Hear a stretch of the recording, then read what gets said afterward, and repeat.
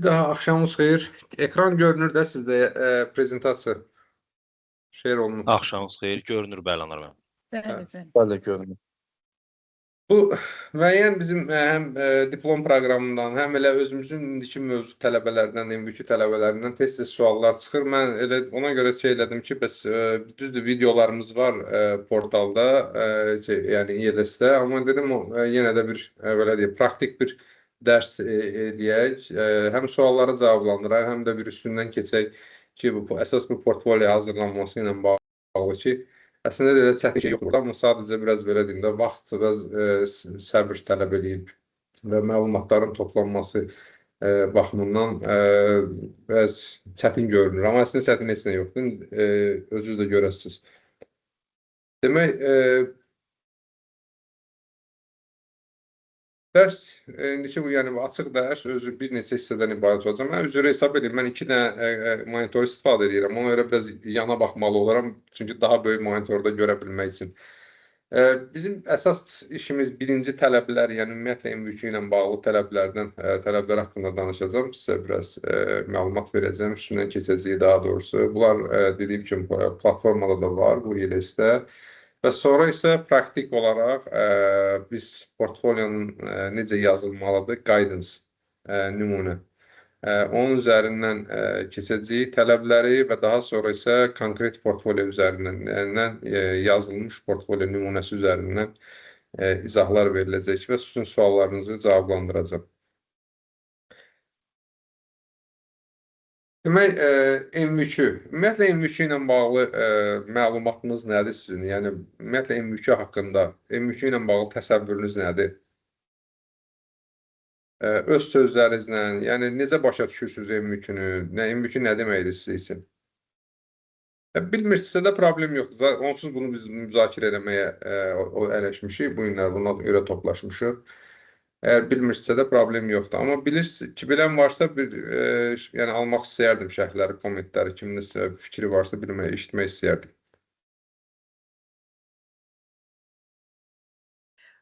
Onlar eşitdiklərimdən bilməm nə dərəcədə düzgün informasiyadır. Anar bəy, deməli, bu Böyük Britaniyanın deyəsən keyfiyyət göstəricisidir, səhv etmirəmsə, klassifikasiyasıdır. Tamam. Əla, çox sağ olun. Başqa?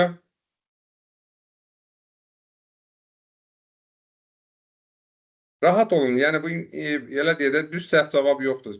Sizin öz fikriniz, sizə necə məlumdur, sizə necə deyim, başa düşürsünüz o cür. Yəni, narahat olmayın, səhv edərsiniz.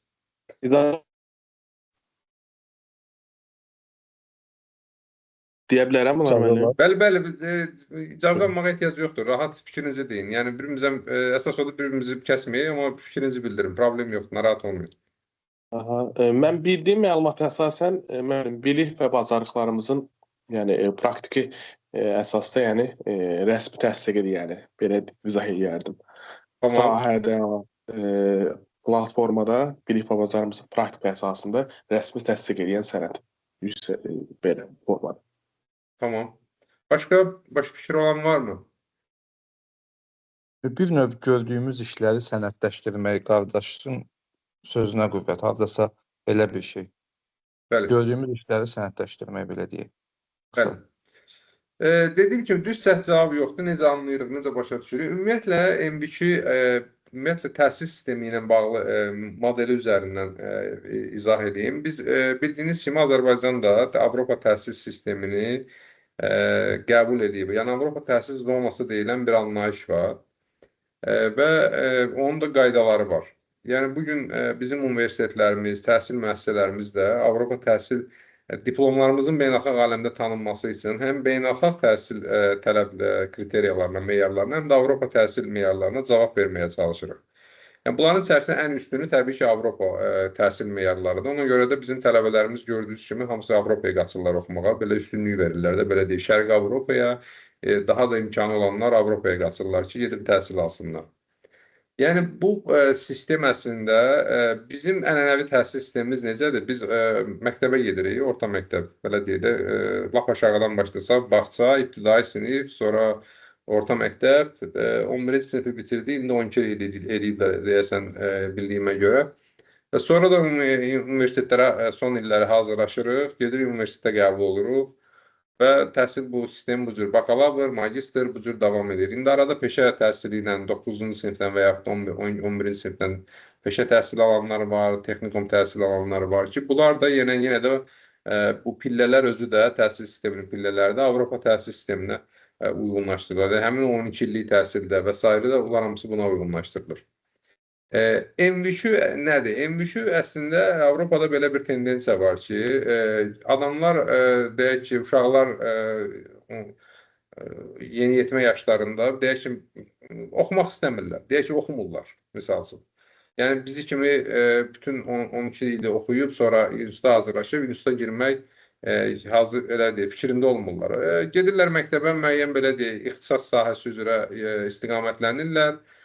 Sonra da 16 yaşlarına çatan kimi də gedirlər hansısa bir müəssisədə təcrübə və yaxud da ki, peşə təhsili başlayırlar oxumağa, hazırlaşmağa, daha doğrusu işləməyə.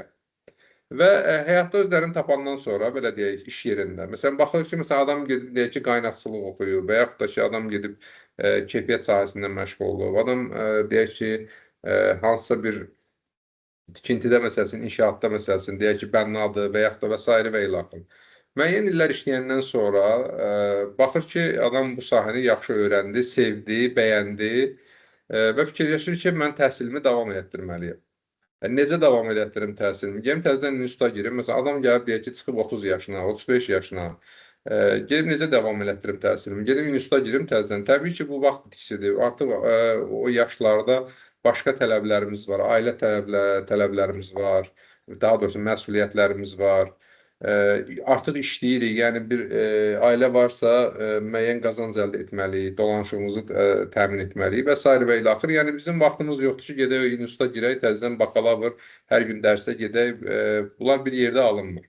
Və o təhsil sistemində, eləcə də bizim bugünkü qanunvericiliklə təhsil sistemimizdə, belə deyək, kənardan təhsil almaq imkanları təmin olunur. MVQ həmin kənardan təhsil alma sisteminin modelidir. Adamlar təcrübəni qazanırlar, təcrübəni təsdiq edəcək bilik və yaxud da biliklə onu ölçüşdürəcək, onu təsdiq edəcək bir sistem təqdim edir, təhsil sistemi ki, siz artıq, belə deyək, buna da deyirlər National Vocational Qualification, yəni milli peşə təhsili. Bizdə biraz peşə məktəbi adı biraz yaxşı səslənməyib bugünə qədər. Sovet dövründən qalaraq peşə məktəbini cəza yeri kimi belə deyim də müəyyənləşdiriblər. Yəni oxumadınsa, oxumadın, axırda peşə məktəbinə gedəsən. Sanki cəza bir şey kimi. Amma əslində bizim milli belə deyək, dəyərlərimizdə də bir peşə sahibi olmaq alim olmaqdan daha üstün hesab olunur. Yəni bununla bağlı nə qədər də misallar gətirmək olar. Nəysə, bununla işimiz yoxdur. Demək ki, MVQ təhsili bizə kənardan təhsil almağa imkan yaradır. Yəni, burada da fərqi yoxdur. Bu, hər bir insanın konstitusiyaya görə oxumaq hüququ var. Yəni, yaşından asılı olmayaraq, belə deyil, statusundan asılı olmayaraq, hamı oxuya bilər, təhsil ala bilər. Bəs necə təhsil alacaq bu adamlar? Necə oxuyacaqlar? Demək, təhsil almaq üçün də burada şərait yaradılır ki, insan oxuduğu sahə, daha doğrusu təcrübəsi hansı sahədə təcrübəsi var, işləyir, o sahədə fəaliyyət göstərir. Həmin sahədə də MVQ proqramlarına qoşula bilir. Yəni, MVQ başlayır birinci səviyyədən, ən aşağı səviyyədən, ta ki 12-ci səviyyəyə qədər MVQ davam edir. Bu, haradasa mən qısaca belə deyim, MVQ 3-cü səviyyə bizim belə deyim, peşə və yaxud da texnikum diplomu səviyyəsindədir. 6-cı səviyyə isə bakalavrla birə-bir eyni səviyyədədir. Kredit sayıları da, belə deyək, dəyərləri də eyni gəlir. Yəni, əgər Avropada yaşasaz, belə deyim, yaşasaydınız, siz bakalavrı bitirsəydiniz və yaxud da MVQ 6 alsaydınız, bunun heç bir fərqi yoxdur. Yəni, eyni şey sayılır, eyni qüvvədədir. Hətta MVQ daha üstün sayılır, çünki MVQ daha çox praktika, daha çox təcrübə əsaslı hesab olunur. Yəni, fərq etməz. Siz deyək ki, gedib qaynaq mühəndisliyin bakalavrda oxumusunuz, yoxsa gedib MVQ ilə oxuyub almışsınız və yaxud da səthən mütəxəssisin gedib bakalavrda oxumusunuz, yoxsa MVQ 6 almışsınız. Bunun heç bir arasında belə deyək, fərq yoxdur. MVQ ümumiyyətlə, mən daha düzgün başa düşmək üçün sizə tövsiyə edərdim ki, M3-ü kurs kimi nəzərdə düşünməyəsiniz. M3 hər hansı bir belə deyək, 3 günlük, 5 günlük, 1 həftəlik, 10 günlük və yaxud da ki 1 aylıq, 6 aylıq bir kurs deyil. Yəni nəzəri gedirsiniz, oturursunuz, qulaq asırsınız, müəllim danışır və yaxud da müəyyən belə deyək, çalışmalar həll olunur, təcrübələr göstərilir və s. və ilə axır. Nəticədə imtahan verirsiniz və müəyyən elə deyək, sertifikat əldə edirsiniz. Yəni M3 bu deyil. M3 əslində nədir? M3 siz artıq işləyirsiniz, bayaq qeyd etdiyim sizin bir iş yeriniz var. Siz sahənizi artıq seçmisiniz. Siz artıq bilirsiniz ki, siz səthəm sahəsindəsiniz və yaxud da siz artıq bilirsiniz ki, siz keyfiyyət sahəsindəsiniz. Və çalışdığınız sahə üzrə özünüzə ixtisas almaq üçün, belə deyək, sənəd almaq, diplom almaq üçün beynəlxalq səviyyədə tanınan buna kvalifikasiya deyilir. Yəni bizim Azərbaycan dilində də bu kvalifikasiya kimi tərcümə olunur. Bir var, biz oxuyuruq, nəzəri diplom alırıq. Bu günlər bizim ali təhsil sistemində də ən böyük problemlərimizdən biri odur ki, biz nəzəri biliklər əldə edirik. Yəni nə qədər desəz nəzəri danışırlar. Müəllimlər, mühazirələr oxuyurlar, kurs işləri yazırıq, diplom işi yazırıq, gedirik, imtahan veririk. Bir il gedib əskərlik, belə deyək də, kişi cinsində olanlar bunu daha yaxşı bilirlər. Bir il gedib əskərlikdə xidmət edib qaydandan sonra gəlsən heç nə yadında deyil. Artıq hamısı uçub gedib. Çünki alınan nəzəri biliklər təcrübəyə transfer olunmur.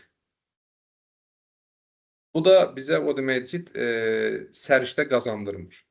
Yəni, səriştə komponentlərin belə, səriştə üçün bilik lazımdır, səriştə üçün təcrübə lazımdır, səriştə üçün belə deyək, təlim və bacarıq lazımdır ki, hansı ki, bacarığı biz təlim vasitəsilə, təlimlər vasitəsilə əldə edə bilirik. Yəni, bir də fiziki qabiliyyət lazımdır. Yəni, bütün bunlar hamısı birlikdə səriştə olur. Yəni, bir dənə hansı, belə deyək, gidib universitetdə oxumaqla bakalavr almaq bizə səriştə vermir. O bizə sadəcə biliyi, nəzəri biliyi və diplomu verir. Yəni, biz yenə də nə qədər oxusaq da, biz belə yoldaşları da, elə öz timsalımızda da, məsələn, mən uzağa getmirəm. Məsələn, bizim təcrübəçilərimiz çoxdur, universitet tələbələrimiz gəlirlər, məsələn, oxuyub sahəni, amma sahə ilə bağlı baxırsan ki, heç bir təcrübə yoxdur, heç nə bilmir. Yəni, proqram ona təhsil verib, bilik verib, amma təcrübə verməyib. Ona görə də bu yaxşı, öz-özlüyündə bir yaxşı imkandır əslində ki, adamlar bu proqram nəticəsində yəni, biliklərini, yəni təcrübələrini tanıtdırırlar. Artıq sizin bir, necə deyim, mənim diplomum yoxdur və yaxud da ki, mən bakalavr oxuya bilməmişəm, yoxdur. Yəni, siz level altını alırsınızsa, artıq siz bakalavr səviyyəsində diplom alırsınız. Yaxud da level səviyyə 7-ci səviyyə M3 alırsınızsa, artıq siz magistr səviyyəsindəsiniz. Məsələn, 8, 9, 12-ci səviyyə, doktorluğa qədər M3 səviyyəsi var. Yəni, şərt deyil gedib doktoranturada oxuyasan və yaxud da magistraturada oxuyasan. Yəni, M3 ilə də eyni yolu universitetə getmədən qət eləmək mümkündür.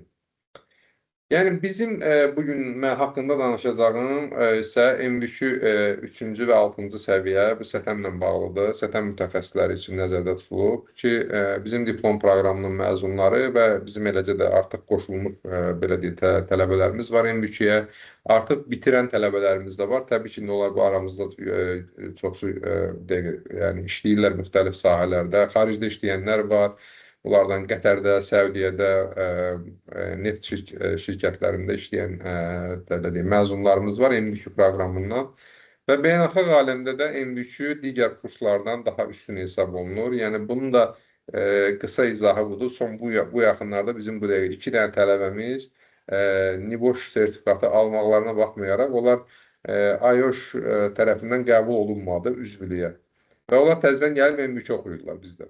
Yəni ki, onların NİBOŞ sertifikatlarının IOŞ üzvlüyə qəbul olmaq üçün qəbul olunmadılar. Çünki səriştə əsaslı olmadığına görə bilik bazası kimi qəbul olunur o proqramlar. Yəni, NİBOŞ və yaxud da ki, başqa alternativlər də çoxdur ki, tanınır, qəbul olunur və bütün bunlar hamısı bilik əsaslıdır. Yəni, British Council var, çoxdur, məsələn, Oşanın özü olsun, Amerikanın. Yəni, bunlar hamısı bilik əsaslıdır. Bilik əsaslı olduğuna görə də bunlar təcrübə, yəni səriştə kimi qəbul olunmur, kvalifikasiya kimi qəbul olunmur. Ona görə də peşəkar institutlar ki, IELTS üçün peşəkar institutlar bunları belə deyim, səriştə kimi qəbul etmirlər. Ona görə də üzvlüyə qəbul olunmurlar. Məcburən yəni IELTS-ə üzv olmaq üçün və yaxud da beynəlxalq neft qaz şirkətlərində işləyə bilmək üçün daha çox kvalifikasiya tələb olunur. Elə Avropanın özündə də, Britaniyanın özündə daha çox kvalifikasiya tələb olunur. Nəinki sertifikat, yəni bilik sertifikatı. Demək ki, burada əsas meyar nədir? Siz səriştənizi sübut eləməlisiniz və bunun üçün də portfolio hazırlamaq lazımdır. Mən birinci hissəni bitirəndən sonra biz portfolio necə hazırlanır, məlumatlar necə toplanır, necə yazılır, onlar haqqında aydın şəkildə hamısını elə Azərbaycan dilində izah edəcəm. Bunun ingilis dilində olmağına baxmayın. Üçüncü səviyyə fleksibledir, rahatdır. Yəni siz Azərbaycanda da orada tələblər özü də düzdür ingilis dilində qoyulub. Bu gün tərcümə proqramları, yəni kifayət qədər belə deyək, imkanlar var ki, ingiliscə olan məsələn belə deyim, mətnləri Azərbaycan dilinə tərcümə edilmək olsun. Yəni olur da belə bir şey bu şeylər. Hətta burada IELTS platformasında olan videoların yəni 3-cü səviyyə Azərbaycan dilində mən özüm səsləndirmişəm. Bir-bir nə tələb olunur, nə etmək lazımdır, addım-addım hamısının izahlarını vermişəm. Nəsə, o bəzən görürsən iştirakçılar tənbəllik edir, videolara qulaq asıb, yəni vaxt sərf eləmək istəmirlər. Yəni ona görə də görsən başa düşmədə çətinliklər yaranır, sualları başa düşmədə, tələbləri başa düşmədə çətinliklər yaranır. Yəni burada heç bir imtahan yoxdur, bunu biləsiniz. Birinci əsas məsələ budur. Burada əsas belə deyək, imtahan olmamağına baxmayaraq siz təcrübənizi, bilik və təcrübənizi sübut etməlisiniz ki, siz nəyi bilirsiniz, nə qədər bilirsiniz və hansı səviyyədə bilirsiniz. Və hər bir unitin, hər bir bölümün tələblərinə, qoyulan kriteriyalarına cavab verməlisiniz və bu da qiymətləndirici tərəfindən, yəni əsasən mən və başqa qiymətləndiricilərin tərəfindən qiymətləndirilir və sizə istiqamət verilir. Burada keçmək və yaxud da kəsilmək anlayışı bir kərə yoxdur, bunu biləsiniz. Yəni siz deyək ki, proqrama qoşulmusunuzsa, portfolio yazıb göndərirsinizsə, əgər mən onu yoxlayıram, əgər orada hansısa bir çatışmamazlıq varsa, tam deyilsə, mən sadəcə sizə şərh yazıram, komment verirəm ki, rəy bildirirəm ki, bunun hansı hissəsi yaxşıdır, hansı hissəsinə əlavələr eləmək lazımdır, üstündə işləmək lazımdır. Yəni buna görə bəzi yoldaşlar bizim proqramda var, bəziləri görsən ki, küsürlər. İnciyirlər ki, müəllim, niyə belə feedback yazdın? Deyirəm ki, bu portfolio tam deyil də. Yəni bunu Sitting Guilds portfolionu qəbul etmək üçün mən sizə öz rəylərimi bildirməliyəm. Yəni bundan incimək, buna pis olmaq lazım deyil. Yəni sizin 3 dəfə şansınız var. Bunu biz hətta 5-ə qaldırmışıq bəzi hallarda. Yəni siz yazırsınız, sizə hər hansı bir çatışmamazlıq varsa, mən sizə istiqamətləndirirəm. Sadəcə deyirəm ki, məsələn, bu hissələr yaxşıdır, amma bu hissələrdə tam fikrin tam deyil və yaxud da ki, qoyduğun attachmentlər, verdiyin belə deyim, dəlillər yetərli deyil. Bunlara yaxşılaşdırmaq lazımdır. Yəni bunları düzəltmək lazımdır. Qəbul olunan səviyyəyə gəlib çatanda da mən onları qəbul edirəm ki, artıq bu portfolio tamamdır, keçək növbəti portfolio. Və növbəti portfolio tamamlanandan sonra biz bunun hamısını tam şəkildə toparlayırıq bir yerə və Sitting Guilds-ə bunu təqdim edirik ki, Sitting Guilds-da bunu artıq o da demək ki, Sitting Guilds-a getdisə, artıq o demək ki, sizin sertifikat gözləyirsiniz. Artıq sizin sertifikatlarınız, kvalifikasiya sənədləriniz gələcək. Demək, burada 3-cü və 6-cı səviyyə var. 3-cü səviyyə üçün 12 ay vaxt verilir. Yəni bu minimum vaxtdır. Bu heç kim demir ki, 12 aydan tez bitirmək olmaz. 12 aydan çox vaxt sərf eləmək yaxşı hesab olunmur. Öz-özlüyündə düzdür, daha da çox vaxt sərf eləmək olar, amma normativ olaraq 12 ay vaxt verilir ki, bu portfolioları işləmək üçün siz vaxt ayırasınız.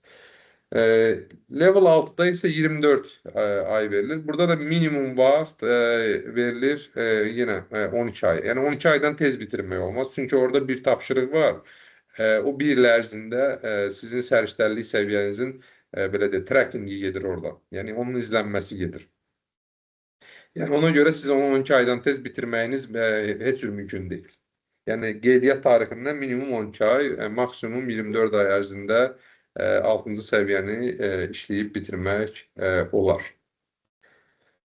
Kimlər üçündür kvalifikasiyalar? Yəni bu kvalifikasiya əsasən bilik və bacarıqları artıq olan, yəni iş yerində belə deyək, təcrübə vasitəsilə qazanılmış biliklərin tanınması üçün nəzərdə tutulan bir proqramdır. Yəni kvalifikasiyada müxtəlif sahələri əhatə edir, amma baxmayaraq burada əsasən bizim bugün danışdığımız səthəndən gedir söhbət. Kvalifikasiyanın akkreditasiyası nədir? Birinci kvalifikasiya tam şəkildə hər iki, həm 3-cü səviyyə, həm 6-cı səviyyə IOSH tərəfindən tanınır və IOSH-un üzvlüyünə qəbul olunmaq üçün, yəni Grad IOSH idi, indi Cert IOSH-dur. Yəni charterdən bir pillə aşağı 6-cı səviyyəni bitirən bu portfolyoda, bu proqramda 3-cü səviyyəni bitirən TEC IOSH, 6-cı səviyyəni bitirən isə Cert IOSH səviyyəsində birbaşa sorğu-sualsız qəbul olunur IOSH üzvlüyə. Siz ondan sonra artıq charter üzvlüyə qəbul olmaq üçün artıq IOSH-un özünün mexanizmləri var ki, ondan istifadə edərək, yəni charter member ola bilərsiniz. Yəni charter member olmaq da artıq o deməkdir ki, siz peşəkar səthən mütəxəssissiniz, yəni menecer səviyyəsində, rəhbər səviyyədə istər yerli, istər də beynəlxalq arenada, beynəlxalq şirkətlərdə işləyə bilərsiniz. Yəni bu təqdim olur və bu proqramın kvalifikasiyası Off-Call və ProSkills tərəfindən, hansı ki, dünyada tanınan məşhur orqanlardır, akkreditasiya orqanlardır. Yəni Avropa təhsil sisteminin sırf bu peşə, vocational qualification, peşə kvalifikasiyaları üzrə akkreditasiya orqanlarıdır ki, yəni bunun birinci Sitting Guilds və Sitting Guilds-ın üstündə də yanır Pro-Call-la, yəni Off-Call akkreditasiyaları. Yəni biz də bu təqdim olunan portfolyolar sizə Sitting Guilds-ın portfolyolarıdır, yəni Sitting Guilds-ın proqramlarıdır. Sitting Guilds də Oxford Universitetinin bir qoludur, bir ailəsidir, ailə üzvüdür və 140 ildən yuxarı yaşı var və daha çox peşə kvalifikasiyaları üzrə ixtisaslaşmış bir qurumdur. Yəni burada universitet təhsili yox, peşə, sırf peşə kvalifikasiyaları üzrə ixtisaslaşmış bir qurumdur. Yəni 3-cü səviyyədən sonra 6-cı səviyyə, 6-dan sonra 6-nı bitirənlər isə artıq 7-ci səviyyə imkanları da belə deyək açılır. Yəni birbaşa əgər sual yaransa ki, mən birinci, 3-cü səviyyəyə qoşulum, yaxud da 6-cı səviyyəyə qoşulum, bu sizin özünüzdən asılı olan bir şeydir. Sizin təcrübənizdən və dil biliklərinizdən asılıdır. Yəni minimum səviyyədə ingilis dili bilən, yəni pre-intermediate səviyyədə ingilis dili bilən və belə deyək, müəyyən 3-5 il təcrübəsi olan adamlara mən tövsiyə edirəm ki, 3-cü səviyyəni götürsünlər. Amma 6-cı səviyyə daha çox, 6-cı səviyyə üçün tələb budur ki, yəni siz rəhbər vəzifədə işləyəsiniz. Yəni ən azından kiçik də şirkət olsa, bir HSC menecer rolunda olmalısınız. Çünki orada sizə verilən tapşırıqlar daha çox rəhbər səviyyə üçün nəzərdə tutulmuş tapşırıqlardır. Yəni fərq bundan ibarətdir. Əgər siz az təcrübəniz varsa, minimum ingilis diliniz varsa, tövsiyə olunur ki, 3-cü səviyyədən eyni, amma yanaşma eynidir. Hamısında eyni portfolyolardır. Eyni dediyim, yəni eyni prinsipdir. Yəni suallar, kriteriyalar fərqlidir, bunu biləsiniz. Yəni eyni deyil. Amma portfolyolar, ümumi yanaşma prinsipi eynidir. Sadəcə səviyyələr fərqlidir. Birində rəhbər səviyyə üçün nəzərdə tutulub, digərində isə yəni ümumi belə deyək, səthən mütəxəssisi, belə deyək, ənənəvi bildiyimiz HSC advisor, yəni səthən mühəndisi, səthən mütəxəssisi kimi belə deyək, funksiyalar üçün, vəzifələr üçün nəzərdə tutulub. Yəni heç bir kurs, heç bir Nibor kursu, nə bilim, British Council, OSHA heç biri kredit vermir. Kredit yalnız ali təhsilə məxsus bir şeydir. Və yaxud da ki, təhsilin belə deyək, müəyyən pilləsinə məxsus bir şeydir. Yəni burada fikir verirsiniz, gördüyünüz slaydda da, strukturda toplam olan unitlərin sayı 9 dənə unitdir. 9 unit var səviyyə 3-də. Mən daha çox səviyyə üzvlərindən gedirəm, yəni elə səviyyə 6-da da eyni şeydir təxmini. Səviyyə 3-də 9 dənə unitdir, amma 7 dənəsini tamamlamaq tələb olunur. 5 dənəsi məcburidir, 301-dən 305-ə qədər məcburidir unitlər. 306-dan 9-a qədər ki 4 unit var. Onlar seçim verir sizə. 4 unitdən ikisini seçirsiniz. Hansını ürəyiniz istəyir, onu işləyirsiniz. O 4 optional unitdən ikisini seçirsiniz. Toplamda 31 kredit almaq imkanınız var. Yəni dediyim kimi kredit adi kurslarda kredit verilmir. Heç bir kursda, diplom kursunda da kredit verilmir. Kredit yalnız kvalifikasiyada var. Yəni bu ali təhsil səviyyəsinə uyğun olduğuna görə burada kreditlər var. Yəni toplam 31 kreditdir. Kreditin 23-ü məcburi belə deyim unitlərdən toplanır. 8 kredit isə 2 unitdən, o optional, yəni 2 unitdən əldə edilə bilir. Yəni toplamda 301-dən 305-ə qədər məcburi unitlərdir. Burada görürsünüz, ekranda da var. Mandatory unitlər 301, 302, 303, 304, 305. Yəni 301 bu daha çox riskin azaldılması ilə bağlı olan məsuliyyətlərdir. 302 bu STM sahəsində olan prosedurlar və işə nəzarət mexanizmləri ilə bağlıdır. 303 prosedurların monitoringidir. Əsas necə prosedurların tətbiqi ilə artıq necə işləyir, necə tətbiq olunur, ondan bağlıdır, 5 kredit verir. Və 304 isə STM mədəniyyətinin inkişaf elətdirilməsi ilə bağlıdır. Bu 4 kredit verir və 305 isə riskin qiymətləndirilməsi ilə bağlıdır. Baxın, birincidə olan risklərin azaldılması ilə axırda olan riskin qiymətləndirilməsi fərqli şeylərdir. Yəni birincidə danışır ki, daha çox təhlükə yönümlü, job hazard analysis, iş yerinin təhlükələrinin analizi, müəyyən olunması, onların qarşısını almaq üçün hansı prosedurların, hansı təlimatların olması, hansı təhlükəsiz iş təcrübələrinin tətbiq olunması barəsində danışır. Belə deyək də, risk assessmentin təməlidir, fundamentidir. Yəni, birinci unit risk assessmentin təməlidir. 5-ci unitdə, yəni 305-də artıq tam risk assessment prosesinin tələb edir ki, risk assessmentlə bağlı. Yəni, bir STM mütəxəssisi də mükəmməl şəkildə riskin qiymətləndirilməsinin, prosedurların hazırlanmasının, STM mədəniyyətinin inkişaf etdirilməsini bilməlidir. Yəni, bu 5 unit məcburidir ona görə. Bu STM-in sütunudur da, belə deyək. Bir STM mütəxəssisinin bilməli olduğu ən vacib şeylərdir. Və axırıncı risk assessmentdə də 6 kredit verilir. Yəni, toplamda siz buradan toplayırsınız 23 kredit. Yəni 5 unitdən 23 kredit toplaya bilirsiniz.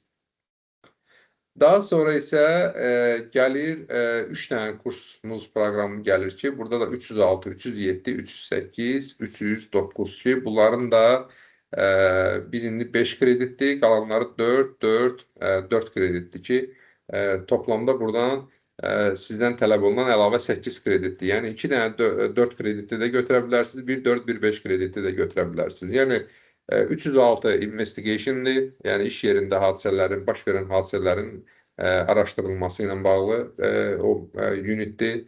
307 isə daha çox ətraf mühitin qorunması ilə bağlıdır iş yerində. Artıq bu STM yönümlü ətraf mühitdən danışılır. Və Review Health and Safety Procedures 308 STM prosedurlarının inkişaf etdirilməsi, yaxşılaşdırılması, yəni STM iş yerində olan STM prosedurlarının, təlimatlarının burada olan boşluqların aradan qaldırılması üçün onların baxışdan keçirilməsi, nəzərdən keçirilməsi və inkişaf etdirilməsi ilə bağlıdır. Axırıncı unit isə iş yerində welfare, yəni rifahın yaxşılaşdırılması üçün olan tələblərdən ibarətdir. Bu da 4 kreditdir. Yəni toplamda 31 kredit əldə edirsiniz. Yəni proqram necə başlayır? Birdən proqrama qoşulmaq istəsəz, ilkin qiymətləndirmə aparılır. Sizin proqrama 3-cü və yaxud da 6-cı səviyyə uyğun olub olmadığınız müəyyənləşdirilir. Bunun üçün də skill scan deyilən bir belə deyək, tələb var.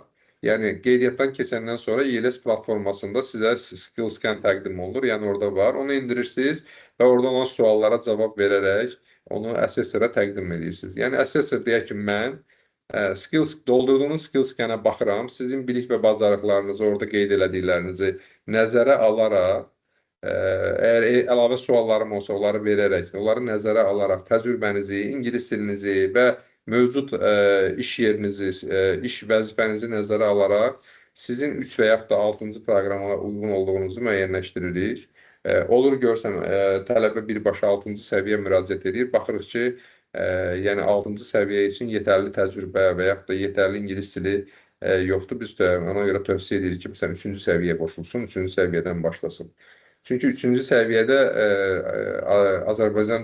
birbaşa Azərbaycan dilində də işləyib tərcümə də eləmək olar, tərcüməni də təmin eləmək olar.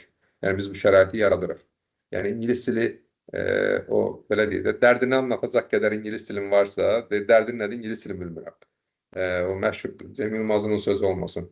Yəni müəyyən qədər özünü ifadə edə biləcək qədər ingilis dilin varsa 3-cü səviyyə daha rahatdır. 6-cı səviyyədə isə daha peşəkar ingilis dili tələb olunur. Çünki orada Azərbaycan dilində heç nə yoxdur. Yəni nə izah var Azərbaycan dilində, nə sitting yield. Çünki ehtimal var ki, 6-cı səviyyədə məsələn kimsə deyək ki, sitting yield seçib intervyu eləyə bilər. Yəni orada ingilis dili menecer, rəhbər vəzifədə işləyən adam, çünki savasız o sertifikatı alıb deyək getdiniz Qətərə işləməyə, deyək getdiniz Səudiyyə işləməyə və yaxud da ki, nə bilim, başqa ölkəyə, Omana, nə bilim, harasa getdiniz, nə bilim, Avropaya getdiniz işləməyə. Yəni 6-cı səviyyə MVQ o deməkdir ki, siz artıq rəhbər vəzifədə işləyə biləcək səthən mütəxəssissiniz. Yəni siz ona görə işlərə müraciət edəcəksiniz və ona görə intervyu olunacaqsınız. Yəni orada siz ingilis dilini bilməməyiniz mümkün deyil. Yəni o dərdimi anlatacaq qədər burada keçmir. Bu kifayət eləməyəcəksə. Demək, ilkin qiymətləndirmədən sonra burada ilkin qiymətləndirmə təxminən belə bir şey çıxacaq sizin qarşınıza. Skill scan doldurmaq üçün skill scan'da nələr var? Adınız, familiyanızı yazandan sonra müəyyən özünüz haqqında məlumatları verəndən sonra burada ilkin induction, yəni proqram haqqında instruksiya, yəni təlimat verilir. Yəni bu gün mənim indi hal-hazırda danışdıqlarım demək olar ki. Və sonra siz hər unit haqqında, skill scan'ı doldurandan sonra hər unit haqqında orada videolara baxıb, qulaq asıb və portfolioda olan tələbləri üstündən keçə bilərsiniz. Yəni hamısını birdən eləməyə ehtiyac yoxdur. Bir-bir hansını işləyirsinizsə, həmin unitin haqqında tələbləri öyrənməlisiniz. Burada əsas məsələ nədir? Əsas məsələ odur ki, siz kriteriyanı başa düşməlisiniz. Mən bugünə qədər artıq düzün desəm sayını da unutmuşam. Yəni çox tələbəmiz olub. Yəni 300 daha az olub. Daha çox 6'lar gəlib. Və çoxsu da belə deyib, xaricilər və xaricdə işləyən Azərbaycanlılardır. Və ən çox yaşadığım problem nədir? Və əsasən də bizim tələbələrin, Azərbaycanın tələbələrinin yaşadığım problem nədən ibarətdir? Bunu hamımız edirik. Mən də zamanında düzdür, MVQ assessor olaraq oxumuşam, IQ olaraq oxumuşam. STM-i mən belə deyim, magistrda oxumuşam. Ən çox problem nədir? Sualı başa düşmədən cavab verməyə çalışırıq. Ən bir nömrəli bizim problemimiz MVQ-də bundan ibarətdir. Xarici tələbələr belə eləmirlər. Xarici tələbələr sualı başa düşənə qədər suallarını verirlər. Ondan sonra sualı başa düşəndən sonra oturub rahat yazırlar, cavablandırırlar. Yəni biz suala başa düşmədən cavab verməyə çalışırıq və ona görə də çox vaxtı ən çox aldığımız rejectlər də və yaxud da ən çox aldığımız tövsiyələr də o yöndədir. Yəni bütün portfolio irəli geri tələbi ancaq izah eləməyə çalışırsan ki, sual budur ha. Yəni burada səndən bu tələb olunmur. Yəni səndən tələb olunan konkret portfolio üzərindən məsələn izah edəcəm. Yəni səndən tələb olunan bu deyil burada. Səndən məsələn yazır work in practice. Adam work in practice-i başa düşməyib amma cavab verməyə çalışır ki, work in practice nədir? Work in practice təhlükəsiz iş təcrübəsidir. Yəni the way of doing things. Yəni bir işi görməyin qaydası, təhlükəsiz görmə qaydası, işin təhlükəsiz görülmə qaydası. Yəni diplom proqramında da work in practice adı ilə mən o kitabda da onu vermişəm ki, yəni tələbələr bu sözlərlə tanış olsunlar. Work in practice MVQ-nun dilidir. Yəni təhlükəsiz iş təcrübəsi. Sizin iş yerində işi təhlükəsiz necə görürlər? Yəni təhlükəsiz iş təcrübəniz nədən ibarətdir? Bax, bu soruşulur. Məsələn, görürsən ki, qaçır başlayır risk assessment-dən yazmağa. Bu risk assessment deyil. Orada risk assessment soruşulmur. Orada soruşulur ki, məsələn, deyək, yük qaldırma əməliyyatı edirsiniz, misal verirsən ki, yük qaldırma əməliyyatları keçir. Təhlükəsiz iş təcrübəsi nədir? Bizim yük qaldırma sahəsindəki deyək, təlimatımız. Yəni yük qaldırma işini necə təhlükəsiz yerinə yetirməliyik? Və yaxud da ki, qapalı sahəyə təhlükəsiz necə girməliyik? Orada hansı işlər görülür? İşə icazə sistemi bir təhlükəsiz iş sistemidir. Bax, izah eləyəndə hamınıza yəqin ki, artıq daha rahat gəldi ki, bundan danışırmış. Yəni, budur təhlükəsiz iş təcrübə. Bəli, budur. Təhlükəsiz yük qaldırma, hündürlükdə təhlükəsiz işləmə, qapalı sahəyə təhlükəsiz girmə, təhlükəsiz işləmə, sonra əllə yüklərin qaldırılması olsun, elektrik sahəsində işlərin təhlükəsiz görülməsi olsun. Bunlar hamısı müxtəlif fəaliyyətlərin təhlükəsiz yerinə yetirilməsinin belə deyək, təcrübələridir, qaydalardır. Hər bir iş yerində də özünün fəaliyyətinə uyğun təhlükələri var və təhlükələrin də işlərin də həmin təhlükələrdən azad yerinə yetirilməsi təhlükəsiz iş təcrübələri hesab olunur. Bu bir dənə misal idi ki, yəni bizim birinci diqqət eləməli olduğumuz məsələ kriteriyaları, meyarları, qoyulan tələbləri düzgün başa düşmək ki, məndən burada nə istənilir? Sonra qiymətləndirmə prosesi. Qiymətləndirmə prosesində də portfoliyonu yazırsınız. Bizim 10 iş günü əslində haqqımız var. Çünki proqram 12 aya bölündüyünə görə MVQ-də çünki bu individual proqramdır da. Yəni deyək ki, 20 dənə tələbəmiz olsa, biz onlara proqramı, yəni belə bir toplu şəkildə, kurs şəklində 10 nəfəri, 20 nəfəri bir yerə yığıb biz MVQ keçmirik. Hər birinizlə individual şəkildə assessor işləyir.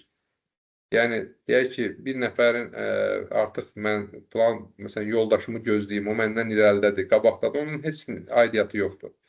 Fərdi şəkildə sizin öz assessorunuz var və siz fərdi şəkildə MVQ portfolyolarınızı hazırlayır, təqdim edirsiniz və assessor onu qiymətləndirir, sizə tövsiyələr verir ki, siz, belə deyək, harda boşluqlarınız var, harda yaxşı yazmışsınız, harda boşluqlarınız var, nəyi düzəltməlisiniz, nəyi inkişaf elətdirməlisiniz.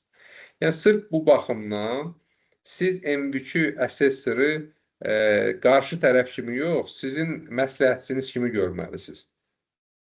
Bizim səhvlərimizdən biri də budur. Biz qiymətləndirmə deyəndə, reject alanda fikirləşirik ki, dünya dağıldı, ay Allah, fail elədim və yaxud da ki, assessor mənə reject verdi. Ya burada kəsilmək deyə bir şey, anlayış yoxdur. Bunu özünüzdən uzaqlaşdırın, beyninizdən uzaqlaşdırın. Belə bir şey yoxdur.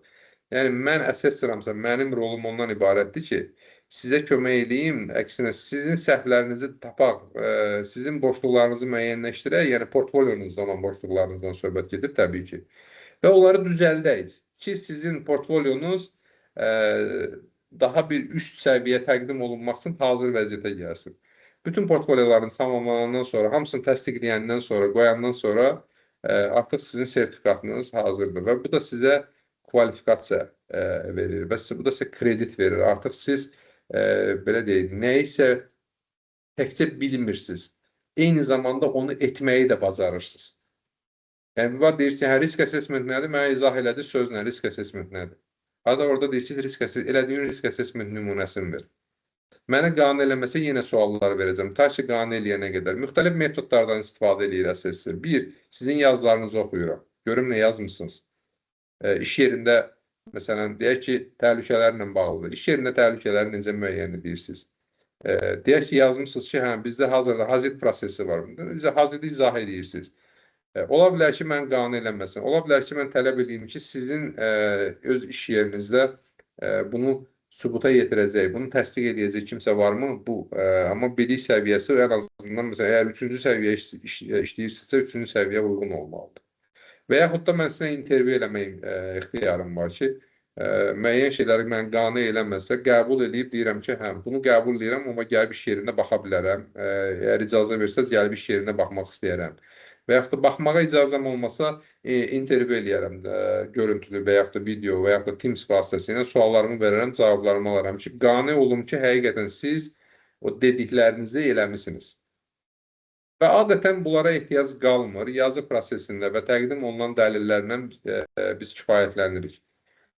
90-95% adətən belə olur. Amma bəzən də witness statementlərə, sonra video intervyulara və yaxud da ki, sayt vizitlərə də ehtiyac ola bilər. Yəni, bu assessorun, belə deyək, assessora tanınan haqdır ki, sizin bilik və bacarıqlarınızı, təcrübənizi təsdiq etmək üçün bu metodlardan istifadə edə bilər.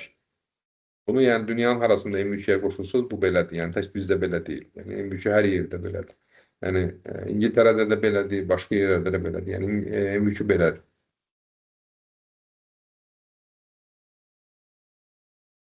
Yəni assessment metodları qeyd elədik. Yəni platformalara ELS platformasından istifadə edirsiniz. Yəni link təqdim olunur. Qeydiyyat olandan sonra sizə link açılır və siz ELS platformasından istifadə edirsiniz. Burada müəyyən siyasət, polislər təqdim olunur ki, bunları əvvəldə oxuyub tanış olub, onları tanış olduğunuzu skill scan-da təsdiq eləməlisiniz. Yəni orada tiklər var ki, onları qoyub təsdiq eləməlisiniz. Bu məlumat xarakterlidir təbii ki. Və gəlir burada, belə deyək, artıq müəyyən bir sizə nümunə portfolyo göstərəcəm. Bura qədər nümunə portfolyoya keçməmişdən qədər artıq detallara gedirik. Kimin sualı varsa, xahiş edirəm versin, aydınlaşdıraq. MVQ ilə bağlı, proseslə bağlı, bura qədər portfolyolardan bağlı soruşmayın, çünki portfolyolara indi keçəcəm. İndi unitlərə və portfolyolara indi keçəcəm. Bura qədər kimin sualı varsa buyursun. Anar müəllim, mənim bir sualım var idi. Buyurun. Siz dediniz 5 dəfə komment yazmaq şansımız var da. Bunu bilmək istərdim. Hər unit üçündür, yoxsa ümumiyyətlə 5 dəfədir? Hər bir portfolyo üçün 5 dəfə komment almaq. Hər bir portfolyo üçün. Oldu, təşəkkür edirəm. Hətta sizin haqqınız var ki, siz enroll olandan sonra biz bunu eləmişik də və sizdə mən siz artıq bu proqramdasınız. Əvvəldə mən hətta video induction'da biz Teams-lə ondan sonra onlayn qaydada biz onu da eləyirəm. Yaxud da ki, portfolionun əvvəlində biz başlayanda 1, 2, 3 əlavə dəstəyi, sual olanda, məsələn bizim Eşat müəllim də bunu eləyir. Bəzən görsən təzə qoşulanlara induction, yəni enroll olandan sonra biz induction edirik ki, məsələn, nəyə diqqət eləmək lazımdır. Yəni mən bu indi elədiyim və daha spesifik formada yəni biz o dəstəyi də proses boyunca edirik. Başqa sual olan?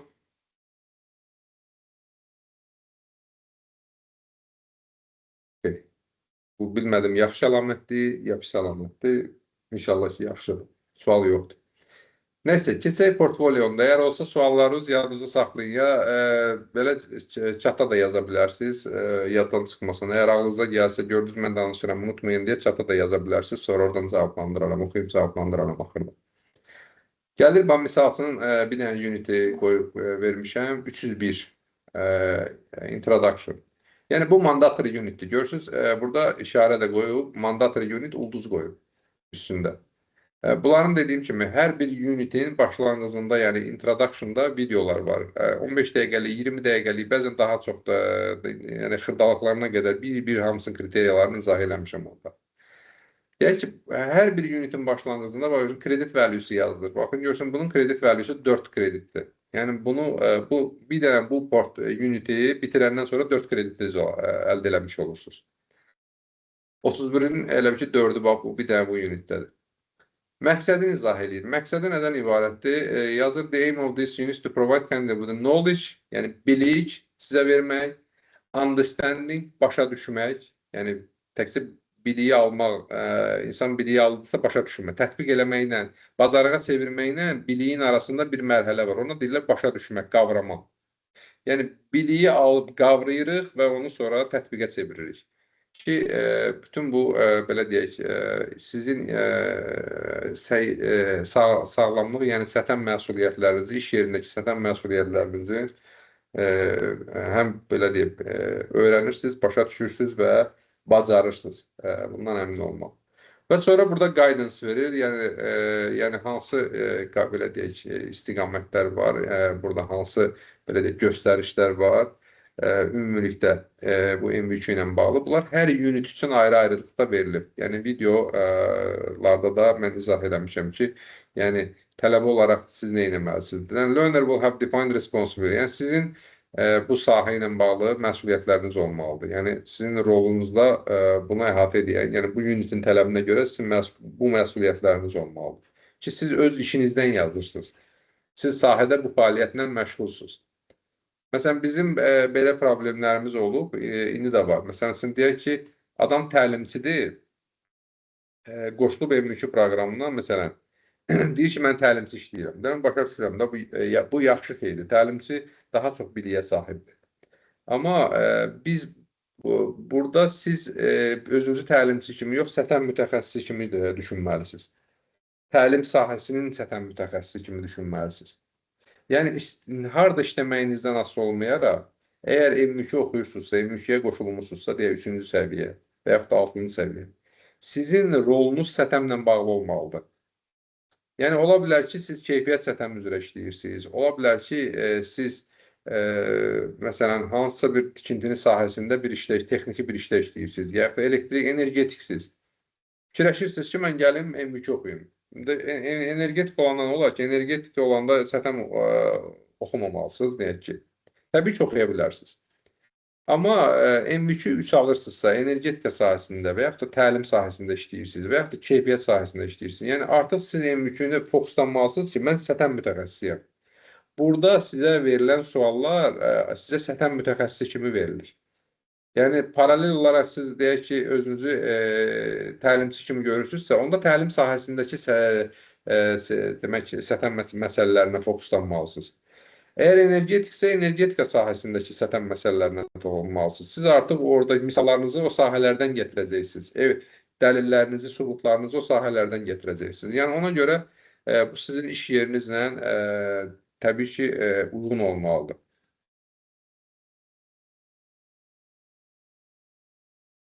Yəni, burada da müxtəlif metodlar, yəni ki, müəyyən olunur ki, yəni biz burada müşahidə ilə, intervyu ilə və yaxud da ki, hansısa kimi, yəni ki, bu oxuyan tələbə ilə, yəni M2-də olan tələbə ilə razılaşma çərçivəsində metodlarla biz bu səriştəni sübuta yetirməliyik. Yəni, siz biliklərinizi tətbiq edən zaman mütləq nəzərə almalısınız ki, burada həm işin maliyyətini nəzərə almalısınız, zamanı nəzərə almalısınız və bir də ki, tətbiqin özünün uyğunu olub-olmadı. Yəni, buna aid misal deyim sizə. Deyək ki, siz bir dənə binadır, deyək ki, 5 mərtəbəli bir binadır. Onun 5-ci mərtəbəsində, binanın fasadında işıqlar var. O lampalardan biri yanıb deyək ki, siz də səthəm mütəxəssisiniz, şirkət də gəlib o lampanı dəyişmək istəyir. Siz gəlib dirənmişsiniz ki, bura skaffold qurulmalıdır. Yəni, bu düzgün yoldur, yoxsa yox?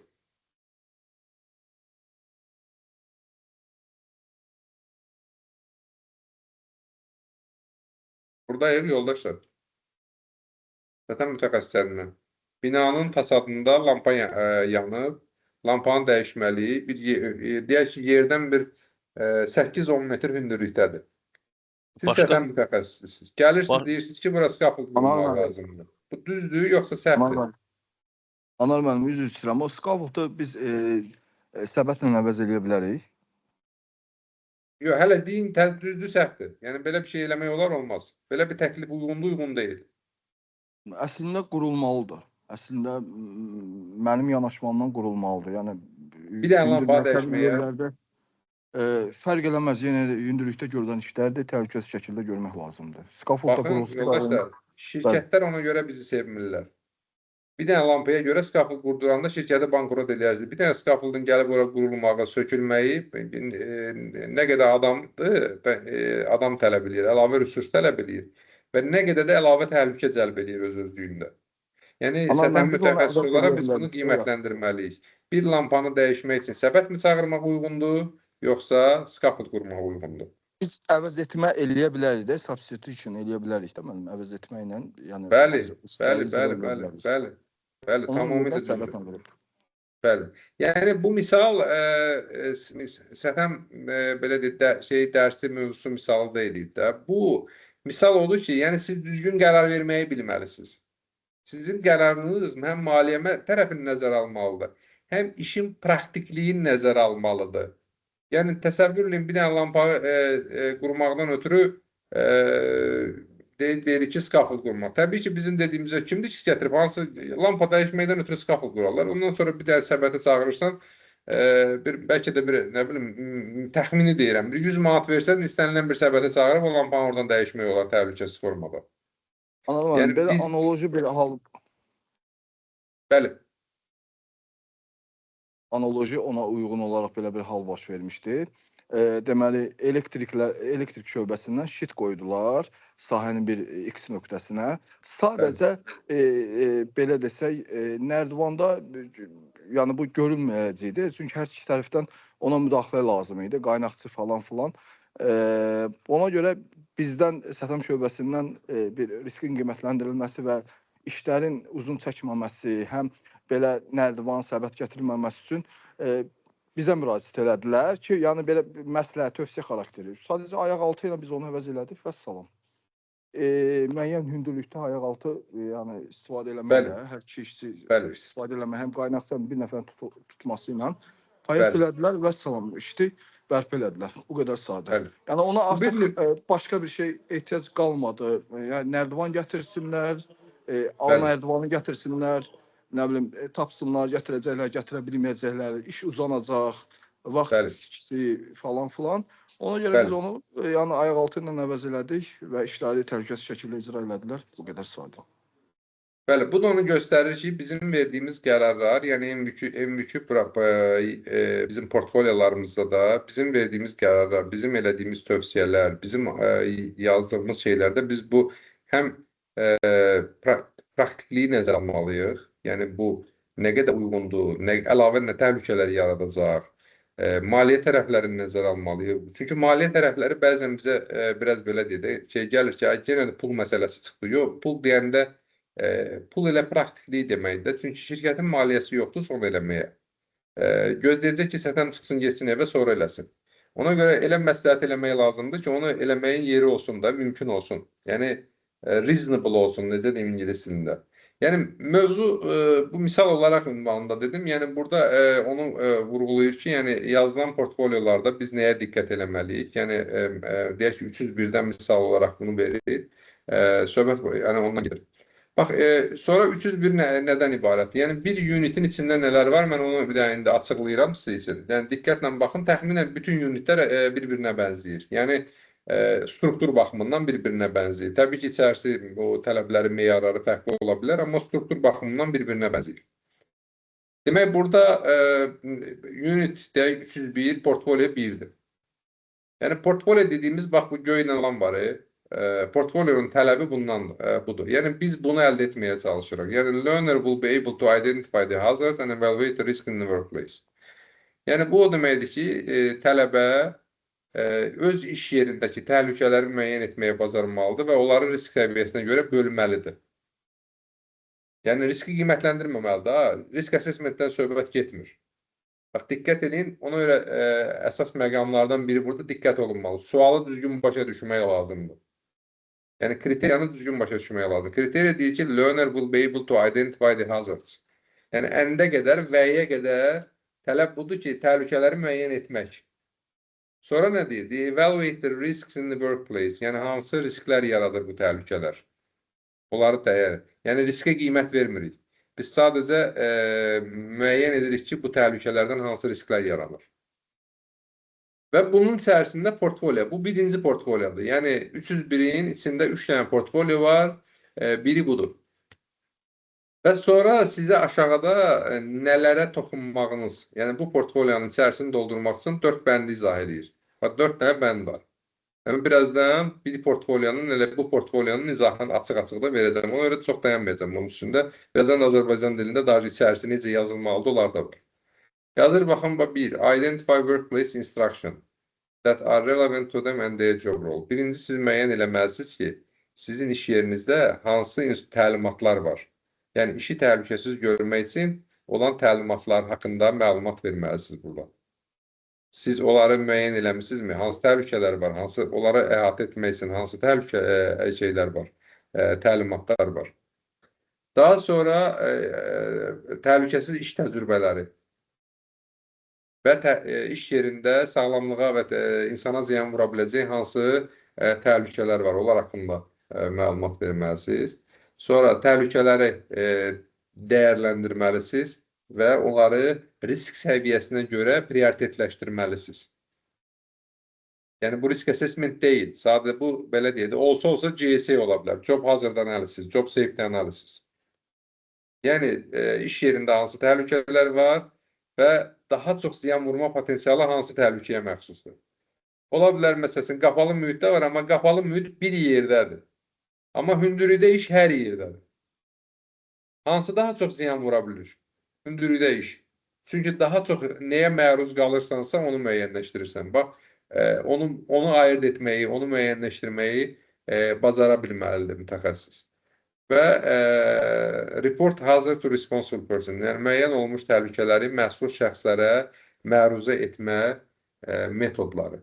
Yəni bu bir portfolyonun içərisində olmalı olan şeydir. Birazdan bir portfolyonun içərisində bunun necə yazılmasının qaydasını da göstərəcəm sizə. İzah edəcəm. Sonra gəlir ikinci portfolyo. 301 unitin içərisində 3 dənə portfolyo var. Yenə də izah edir. Learner will be able to reduce the risk to health and safety in the workplace. İkinci portfolyoda nə tələb edir? Deyir ki, o bayaqları müəyyən eləmişdin, hazardlar, təhlükələr. Onları prioritetləşdirmişdin, ardıcıllıqla ki, bu hündürlükdə iş birinci yerdə dayanır bizdə, qapalı sahə ikinci yerdə dayanır, elektrik üçüncü yerdə dayanır. İndi onları azaltmaq üçün hansı tədbirlər var? Nə edirsiniz onları azaltmaq üçün? Onları azaltma yolları haqqında nə bilirsən? Yəni sən özün onları azaltmaq üçün nə işlər görürsən və onların sübutları ilə o barədə oraya yazmaq lazımdır. Necə yazmaq lazımdır? Birazdan danışacağıq. Və sonra onun daha detallı izahını verir ki, bunun içərisində nələri xatırləsən yaxşı olar. Portfolyo qoyub 2, portfolyo 2 budur. Onun içərisində 2-1, 2-2, 2-3 sizə istiqamət verir ki, bu portfolyoya necə cavab verəcəksiniz. Sonra 3. 3-də də eynidir. Learner will know how to reduce risk to health and safety in the workplace. Yəni o birincidə müəyyən elədiyiniz portfolyodakı təhlükələri, onları risk dəyərinə görə sıralamışdınız. Onları azaltma metodları və onları necə üçüncüdə də necə azaltmaq haqqında yazırsınız. Yəni bu da olur bir dənə unit. Yəni o deməkdir ki, siz iş yerinizdə bir səthən mütəxəssisi kimi təhlükəsiz fəaliyyət növlərini bilirsiniz, onlardan yaranan təhlükələri bilirsiniz və o təhlükələri prioritetləşdirməyi, risk dərəcəsinə görə prioritetləşdirməyi bilirsiniz və onları azaltma metodlarını bilirsiniz. Onları necə məruzə eləmək lazım olduğunu bilirsiniz. Ümumiyyətlə, yəni iş yerindəki təhlükələri, fəaliyyətə uyğun təhlükələri tapıb, onları prioritetləşdirib, onların ötəsindən gəlməyi, həlli yollarını tapmağı bilirsiniz. Yəni bu bir unit ancaq təhlükələrlə bağlıdır. 305 isə bunun əsasında artıq buna istinadən riskləri qiymətləndirməyi haqqında danışır. Riskləri qiymətləndirməklə bağlı tələbləri müəyyənləşdirir, qoyur. Və hər bir unitin axırında da sizə, əgər bu unitdə qarşınıza ola bilər də indi hamı eyni deyil, hamının eyni biliyi yoxdur, eyni təcrübəsi yoxdur. Əgər birdən hansısa sahədə məlumat əldə eləmək istəsəz, məlumat bazanızı genişləndirmək istəsəz, burada verilən istinadlara əsasən, yəni mənbələrə əsasən bu sahə üzrə, bu unit üzrə biliklərinizi genişləndirə bilərsiniz. Yəni burada sizə nə lazımdır? Nəyi öyrənməlisiniz? Əgər bilmirsinizsə, iş yerində hansı təlimatlar olur? Onları öyrənməlisiniz. Əgər olur da adamdır, təcrübəsi yoxdur. Ola bilər ki, aranızdan deyir ki, kim bilmir ki, iş yerində nə var, nə yoxdur. Ola bilər, adam var, təzədi bilmir. Workplace activities, ümumiyyətlə iş yerində hansı fəaliyyətlər baş verir? Yəni şirkətdə işləyirsiniz. Nə işləri görülür orada? Fəaliyyət nədən ibarətdir? Fəaliyyəti bilmək lazımdır. Method statementləri bilmək lazımdır. Method statementdən çünki istifadə edə bilərsiniz. Onun hər hansı bir işin görülmə metodu ilə method statement bilirsiniz də nədir? Yəni bilməsəz, YouTube-da var video method statementlə bağlı əməlli başlı geniş izahla video var orada. Mən danışmışam çoxdanlı illərdə. Orada durmalıdır, olmalıdır bizim video orada. Sonra iş yerinin təhlükələri ilə bağlı, sonra ünsiyyət metodları ilə bağlı, siyasət, prosedurlar, istehsalçıların məlumatı, hüquqi tələblərlə bağlı, yəni ümumiyyətlə STM-lə və aşağıda kitabları verir ki, bu kitablar da Introduction to Health and Safety at Work, Construction-la bağlı olan safety ilə bağlı, yəni bu hər hansı son versiya kifayət edir. İnternet doludur bu məlumatlarla. Sonra burada link də verilir ki, HSG Guideline Publication-lara baxa bilərsiniz. Götürüb bu günləri Allah şükür süni intellekti hər şeyi həll edir. Götürüb ingiliscə, Azərbaycanca tam başa düşə bilmirsiniz. Götürüb açırsınız, sonra məzmununu izah edir. Sizə 5 dəqiqənin içərisində izah edir ki, məsələn HSG G65 nəyə əhatə edir? Yəni burada əsas söhbət nədən gedir? Yəni mənim izahımdan da yaxşı bəzən. Suala əsas düz verə bilməkdir. Sualı düz verə bilirsiniz, istədiyiniz izahı ala biləcəksiniz. Yəni bilik əldə eləmək bu günləri bu bütün tarix boyunca, tarixlər boyunca insan yaranandan bu qədər asan olmamışdır. Yəni bu qədər bilik əldə eləmək bu günləri o qədər asandır. İstəsəz məlumatlanasınız, hansısa bir sualın cavabını tapırsınız, 2/2-dir. Yəni sadəcə istəmək bəs eləyir. Yəni o qədər məlumat var, o qədər bilik var ətrafda. Yəni hər bir unitdə bax təxminən belədir. Unitdə içində portfolio və portfolionun da detalları ətraflı verilir ki, siz nəyi oraya qoymalısınız və əlavə də məlumatları hardan əldə edə bilərsiniz. Bunun haqqında var. Növbəti mərhələmiz nümunə sizin üçün yadda qalan və bunları qeyd edə bilərsiniz. Mən bunları sizinlə paylaşa da bilərəm. Bu, hətta Azərbaycanca yazmışam bunu. Kimsə istəsə, mən bunu birazdan istəsə çata da qoya bilərəm, sonra istəsə. Ümumiyyətlə, yaxşı olar ki, e-mail adreslərinizi yazasınız, mən sonra bunun şeylərini göndərim sizə. Göndərim e-mail yazın, çata yazın, Şəbnəm xanım bunları götürər, e-mail adreslərinizi göndərər sizə bu məlumatları, tanış olarsınız. Yanınızdan çıxsa, əgər istinad eləsəz, gələcəkdə istəsəz buna proqrama qoşulmaq sizin daha rahat olur. Bax, birinci mərhələ nədir? Bax, M3 portfölyo yazmaq üçün sadə metod. Ən sadə metoddur. Bunun üzərində də nümunəsini göstərəcəm. Yəni, konkret yazılmış portfolyonu göstərəcəm. Birinci odur ki, tələbi başa düşmək. Bayaqdan bax, dediyim məsələ budur. Tələbi düzgün anlamaq, başa düşmək. Yəni, learning outcome and assessment kriteria hissələrini diqqətlə oxumaq lazımdır.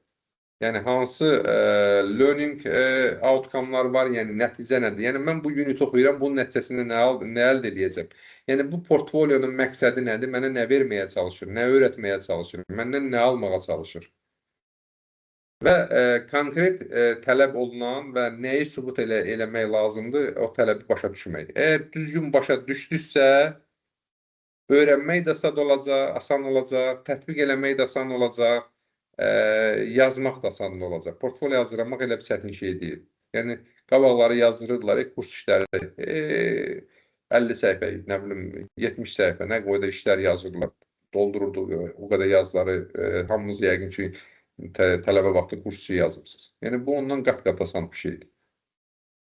Yəni, əsas məsələ tələbi başa düşməkdir. İkinci nədir? İkinci odur ki, tələbi başa düşəndən sonra tələbi öz təcrübəndən uyğunlaşdıra bilməlisən. Siz başa düşməlisiniz ki, burada tələb edir iş yerində təhlükələrin müəyyən olunması. Siz ora ümumi nəzəriyyə yazmamalısınız ki, təhlükələr budur, təhlükə bu deməkdir. Mən bilirəm, təhlükə nə deməkdir. Assessor kimi, əgər mənə yazırsınızsa ki, təhlükə nə deməkdir, mənim ona ehtiyacım yoxdur. Mənə lazımdır ki, mən başa düşüm ki, siz başa düşürmüşsünüz ki, təhlükə nə deməkdir. Siz onu izah eləməlisiniz və öz iş yerinizdə onları necə müəyyən eləmişsiniz, praktikada, təcrübədə. Yəni, tələbi öz iş yeriniz üzərindən izah eləməlisiniz. Öz təcrübənizdən izah eləməlisiniz. Bax, əsas məsələ, ikinci əsas addımda bundan ibarətdir. Yəni, burada göstərmək ki, siz bu iş sizin işinizdir və siz bu prosesdə hansısa bir rolunuz olub. Yəni, siz bu prosesdə təhlükə müəyyən etməsində sizin rolunuz olub. Siz orada təhlükələri müəyyən etmə prosesini, yəni hazır prosesini eləmişsiniz. Onu yazdınız sonra hazır eləmişsiniz, siz ora hazırın da nümunəsini qoymalısınız. Öz elədiyiniz hazırın nümunəsini qoymalısınız. Mənim ən böyük problemlərimdən biri də odur ki, bu günləri tələbələrindən problemlərindən. Tələbələr götürür şirkətin prosedurlarını. Şirkətdə bizim şirkət bunu eləyir. Bizim şirkət falan ISO standartı alıb. Bizim şirkət BIP ilə işləyir. Mənim nəyimə lazımdır? Bizim M3-ünün nəyinə lazımdır sizin şirkətin ağarı? Biz şirkəti qiymətləndirmirik. Yəni şirkətə nə tender verməyəcəyik, nə iş verməyəcəyik. Bizə lazımdır ki, sizin bilik və bazarınızı sübut edək və sizə kvalifikasiya verək. Bizim məqsədimiz bundan ibarət. Ona görə özünüzə, burada biraz egoist olmaq lazımdır. Hər şeyi qoyun kənara özünüzə. Sırf portfolyoda yəni rahat egoist ola bilərsiniz. Yəni bunu kim soruşdu, mən sizə belə əminliklə deyirəm. Ancaq mənəm demək lazımdır. Mən nə iş görürəm? Çünki biz sizi yoxluyuruq. Sizin biliyinizi, nəyi bildiyinizi, nəyi bacardığınızı bilmək istəyirik. Mən maraqlı deyil. Məsələn, X şirkət hansı proseduru var və yaxud da ki, onu kim yazıb. Əgər siz yazmısınızsa onu göstərin mənə. Ki, siz yazmısınız. Siz təlim keçmişsinizsə onu göstərin mənə. Siz risk assessment eləmişsinizsə onu göstərin mənə. Mənə şirkətin nə edir, onları xahiş edirəm. Bax, əgər kimsə burada proqramda olan varsa, proqrama qoşulmaq istəyən varsa, şirkət haqqında yazmasınlar. Özünüz haqqında, özünüzün şirkətlər olduğunuz haqqında yazın. Sonra üçüncü, əvvəlcədən sübutları toplamaq lazımdır. Yəni siz fikrinizi, deyək ki, tələbi başa düşdünüz. Bildiniz ki, sizdən təhlükələri müəyyən etmək soruşulur. Siz artıq fokuslanmalısınız öz iş yerinizə ki, hansı təhlükələr var. Əgər sizin şirkət təhlükələri müəyyən eləməyibsə, siz o deməkdir ki, siz şirkətə də fayda verəcəksiniz. Siz oturub şirkətin fəaliyyətlərini müəyyən eləyəcəksiniz. Hansı işlərlə məşğuldur şirkət və həmin iş sahələrinə görə təhlükələri müəyyənləşdirəcəksiniz. Bu da sizin şirkətə MBQ-nün faydası. Şirkət içində sistem düzəltmiş olursunuz. Əgər şirkətdə bir şey yoxdursa, siz bunu eləyərkən siz şirkət içində həmin problemi həll eləyəsiniz. Çox şirkətdə nə hazid var, çox şirkətdə nə GSA var. Bir dənə risk assessment hardansa götürüb kopyalanır. Yəni sonra da orasını burasını dəyişdirirlər, bu da oldu risk assessment. Yəni bununla siz məndən çox rast gəlirsiniz, bilirsiniz mən nə demək istəyirəm. Ona görə çalışın nədən danışırsınızsa onun sübutlarını toplayasınız. Sübutlar da nədir? Prosedurlar.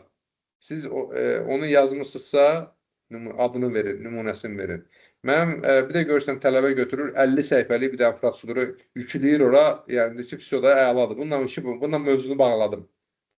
Yəni o 50 səhifəlik proseduru mən də yaza bilirəm. Mən bu prosedura ehtiyacı yoxdur. Mənə lazımdır siz o prosedurundan nə iş görmüsünüz? O prosedurun adının üz vərəqi bəs edir və onun kontent səhifəsi mənə bəs edir ki, görüm orada nə var. Və siz artıq orada izah edirsiniz ki, bu prosedur var, bunun bu kontenti var. Mən bunu, bu hissəsini mən yazmışam, bu hissəsini bunu mən tətbiq eləmişəm. Tətbiq edəndə qarşıma hansı problemlər çıxıb? Real, praktik şeylər yazmaq lazımdır.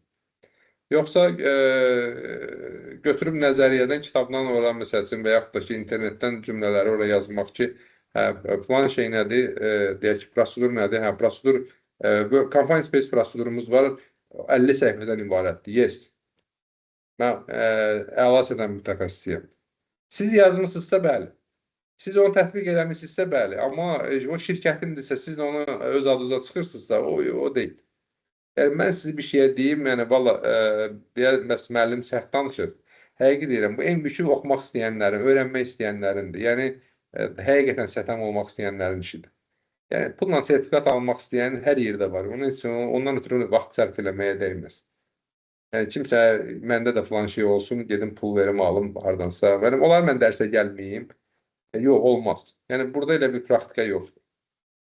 Yəni, kimdəsə, Allah eləməsin, inanmıram burada elə adam olsun. Yəni, sözüm sizə deyil. Yəni, amma belələri var təəssüf ki. Yəni, necə boşalırlar, necə hansı kurslardan keçirlər. Yəni, bu mövzumuz o deyil. Yəni, bu mövzumuz mən sizi həqiqi peşəkar kimi qəbul edirəm və ona görə bu sözləri, bu izahları verirəm. Sonra, mən formasında yazmaq lazımdır. Məndən istifadə eləmək lazımdır. Biz yox, şirkətimiz yox, siz, mən. Yəni, cümlə mənlə başlamalıdır. Mən, məsələn, filan proseduru belə tətbiq elədim. Mən risk assessmenti bu cür elədim. Filan işin risk assessmentini mən eləmişəm. Və mən orada bunu nəzərə almışam, mən bunu qeyd eləmişəm, mənim əldə elədiyim nəticə bundan ibarətdir. Məndən istifadə eləmək. Çünki MVQ-yə maraqlıdır, siz nə edirsiniz? Şirkət dediyim kimi yox, ona görə mən əvəzliyindən istifadə eləmək lazımdır. Rahat mən deyə bilərsiniz burada. Bura qutarandan sonra təvazökarlıq eləyə bilərsiniz. Yəni, necə istəyirsiniz, o sizin işiniz. Amma MVQ üçün mən deməyə lazımdır. Sənəd nümunələrini deyirdim, üzr istəyirəm. Orada prosedurlar haqqında deyə bilərsiniz. E-mail nümunələri, hansısa yazışmalar olub aranızda şirkət daxilində. Əgər konfidensiallığı qorumaq şərti ilə, əgər konfidensial deyilsə məlumat, onları bölüşə bilərsiniz. çeklistlər eləmisiniz, inspeksiyalar eləmisiniz, müəyyən hansısa yoxlamalar eləmisiniz, şəkilləri var, hansısa formaları doldurmusunuz, təlimatların siyahısı, siyasət sənədi, ondan sonra instruksiyalar, yəni təlimatlar, prosedurlar, bunlar fərqli-fərqli sənədlərdir. Yəni instruksiya odur, təlimatdır, qayda şəklində qoyulur. Amma prosedur isə odur ki, onun nəticəsində hansısa bir qeydiyyat aparılmalıdır mütləq. Və prosedur qoyursunuzsa mütləq qeydiyyat göstərmək lazımdır. Təlimat qoyursunuzsa izahatını vermək lazımdır. Və dəlillər yəni müxtəlif ola bilər. Dediyim kimi də, yəni bütün bu formalardan, bu şeylərdən istifadə edə bilərsiniz. Sonra 5. Anlayışını gördüyün işlə göstər. Yəni mənə nəzəri cəhətdən, yəni MVQ-yə nəzəri cəhətdən izah eləməyə ehtiyac yoxdur ki, deyək ki, hazırdın tərifi nədir? Something has a potential to harm. Yəni buna ehtiyac yoxdur. Siz öz işinizdə hansı təhlükələr var, onları yazsaz və onlar kimə ziyan vura bilər, onu yazsaz, bu artıq aydındır ki, siz bilirsiniz təhlükə nədir və o kimə ziyan vura bilər və hansı formada ziyan vura bilər. Təhlükənin tərifini yazmağa ehtiyac yoxdur. O nəzəri bilikdir. Bizə o nəzəriyyə lazım. Bizə lazımdır ki, siz təhlükəni misalsın deyirəm, risk assessment. Risk assessmenti addımlarını eləmisiniz və orada bir-bir hansı addım eləmisiniz, hansı addımda hansı problemlə qarşılaşmışsınız, o problemi necə həll eləmisiniz.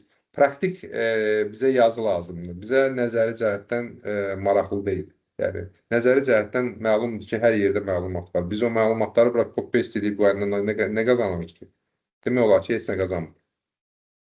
Yəni, buna görə də burada verdiyin qərarları, nələri əsas götürərək qərarı vermirsən, nəyi nəzərə almışsan, diqqət əsasən nəzəriyyə yox, öz roluna, öz funksiyana, öz vəzifənə yönəltməlisən. Və 6-cı nəzərə alınmalı olan məqam, mətn daxilində sübutlara istinad eləmək lazımdır. Bax, yoldaşlar, tələbələrimizin də digər əsas məsələlərindən biri odur ki, portfolionu yazır, deyək ki, 301 unit portfolio 1. Yazdı, altda da görsən 15 dənə sənədi ətəş elədi, göndərdi. Yaxşı, o 15 dənə sənəd deyək ki, uyğundur. Tutaq ki, qəbul elədi ki, sən öz işlərində. Hələ o da şübhəli olur bəzən ki, görsən, nə adı var, nə imzası var, nə familiyası var, nə heç nə ilə bağlamır da, bu yoldaşa bağlanmır bu attachmentlər.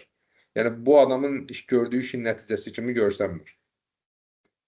Götürür, görsəm, ondan sonra 15 dənə attachmenti yükləyib ora və deyəndə ki, bu attachmentlər nəyin sübutudur? Görsən, biraz da belə yaxşı qarşılanmır ki, yəni mən göndərmişəm də attachmentləri. Yəni mən seçməli deyiləm də, belə deyək, tələbənin yerinə assessor seçmir ki, attachmentlərin hansı fikri tamamlayır. Siz orada yazırsınız. Baxın, orada misal verilir. Bax, məsələn, yazarkən istifadə etdiyin sənədin adını qeyd et və onu portfolyoya əlavə et. Yəni nə? Nümunə. Nəticələri yoxlama hesabatında istinad edirsiniz. Yəni, mən deyək ki, report edirsiniz, deyək ki, hadisələrin araşdırmasından danışırsınız. Əksən isə investigation prosedurunu əlavə eləmək istəyirsiniz, hansısa bir report əlavə eləmək istəyirsiniz. Onun mətndə istinad edin ki, məsələn, filan tarixli, filan məruzəli, filan reportda əlavə nömrə filan şey. Yəni, sizin yazınızda attachmentə istinad olmalıdır. Yəni, əlavə elədiyiniz sənədə istinad olmalıdır ki, yəni, bu sənəddən mən bu dediyim cümləni təsdiq edirəm. Yoxdursa, yoxdur. O hər yerdə tələb olunmayacaq. Yəni, bəzi yerlərdə tələb olunur, bəzi yerlərdə tələb olunmur. Amma tələb olunan yerdə də onu təmin etmək lazımdır, vermək lazımdır. Və sonda meyara uyğunluğu göstərmək lazımdır. Yəni, sonda siz niyə görə düşünürsünüz ki, sizin işiniz meyara uyğundur? Siz meyarı necə başa düşmürsünüz və yazdığınız hansı məlumatları bu niyə əsasən qısa, yəni burada uzun deyil. Yəni, buna bir növdə xülasə deyilir. Summarize edirsiniz dediklərinizi. Və bu dediyimiz şeylər qısaca, yəni güclü portfolyo üçün əsas diqqət nöqtələri, yəni real iş təcrübəsinə əsaslanmaq lazımdır. Sənin öz şəxsi iştirakını göstərməlidir və sübutlar sənin öz işin olmalı və rolunu təsdiq etməlidir. və yazdıqların iş tələb olunan meyar arasında aydın əlaqə də olmalıdır. Yəni bu yazdıqlarımı dediyim kimi e-mail kim göndərsə onlara öz e-maillə bunları göndərəcəm. Və keçirik indi nümunə portfolyoya. Bura qədər kiminsə nəsə sualı varsa buyursun.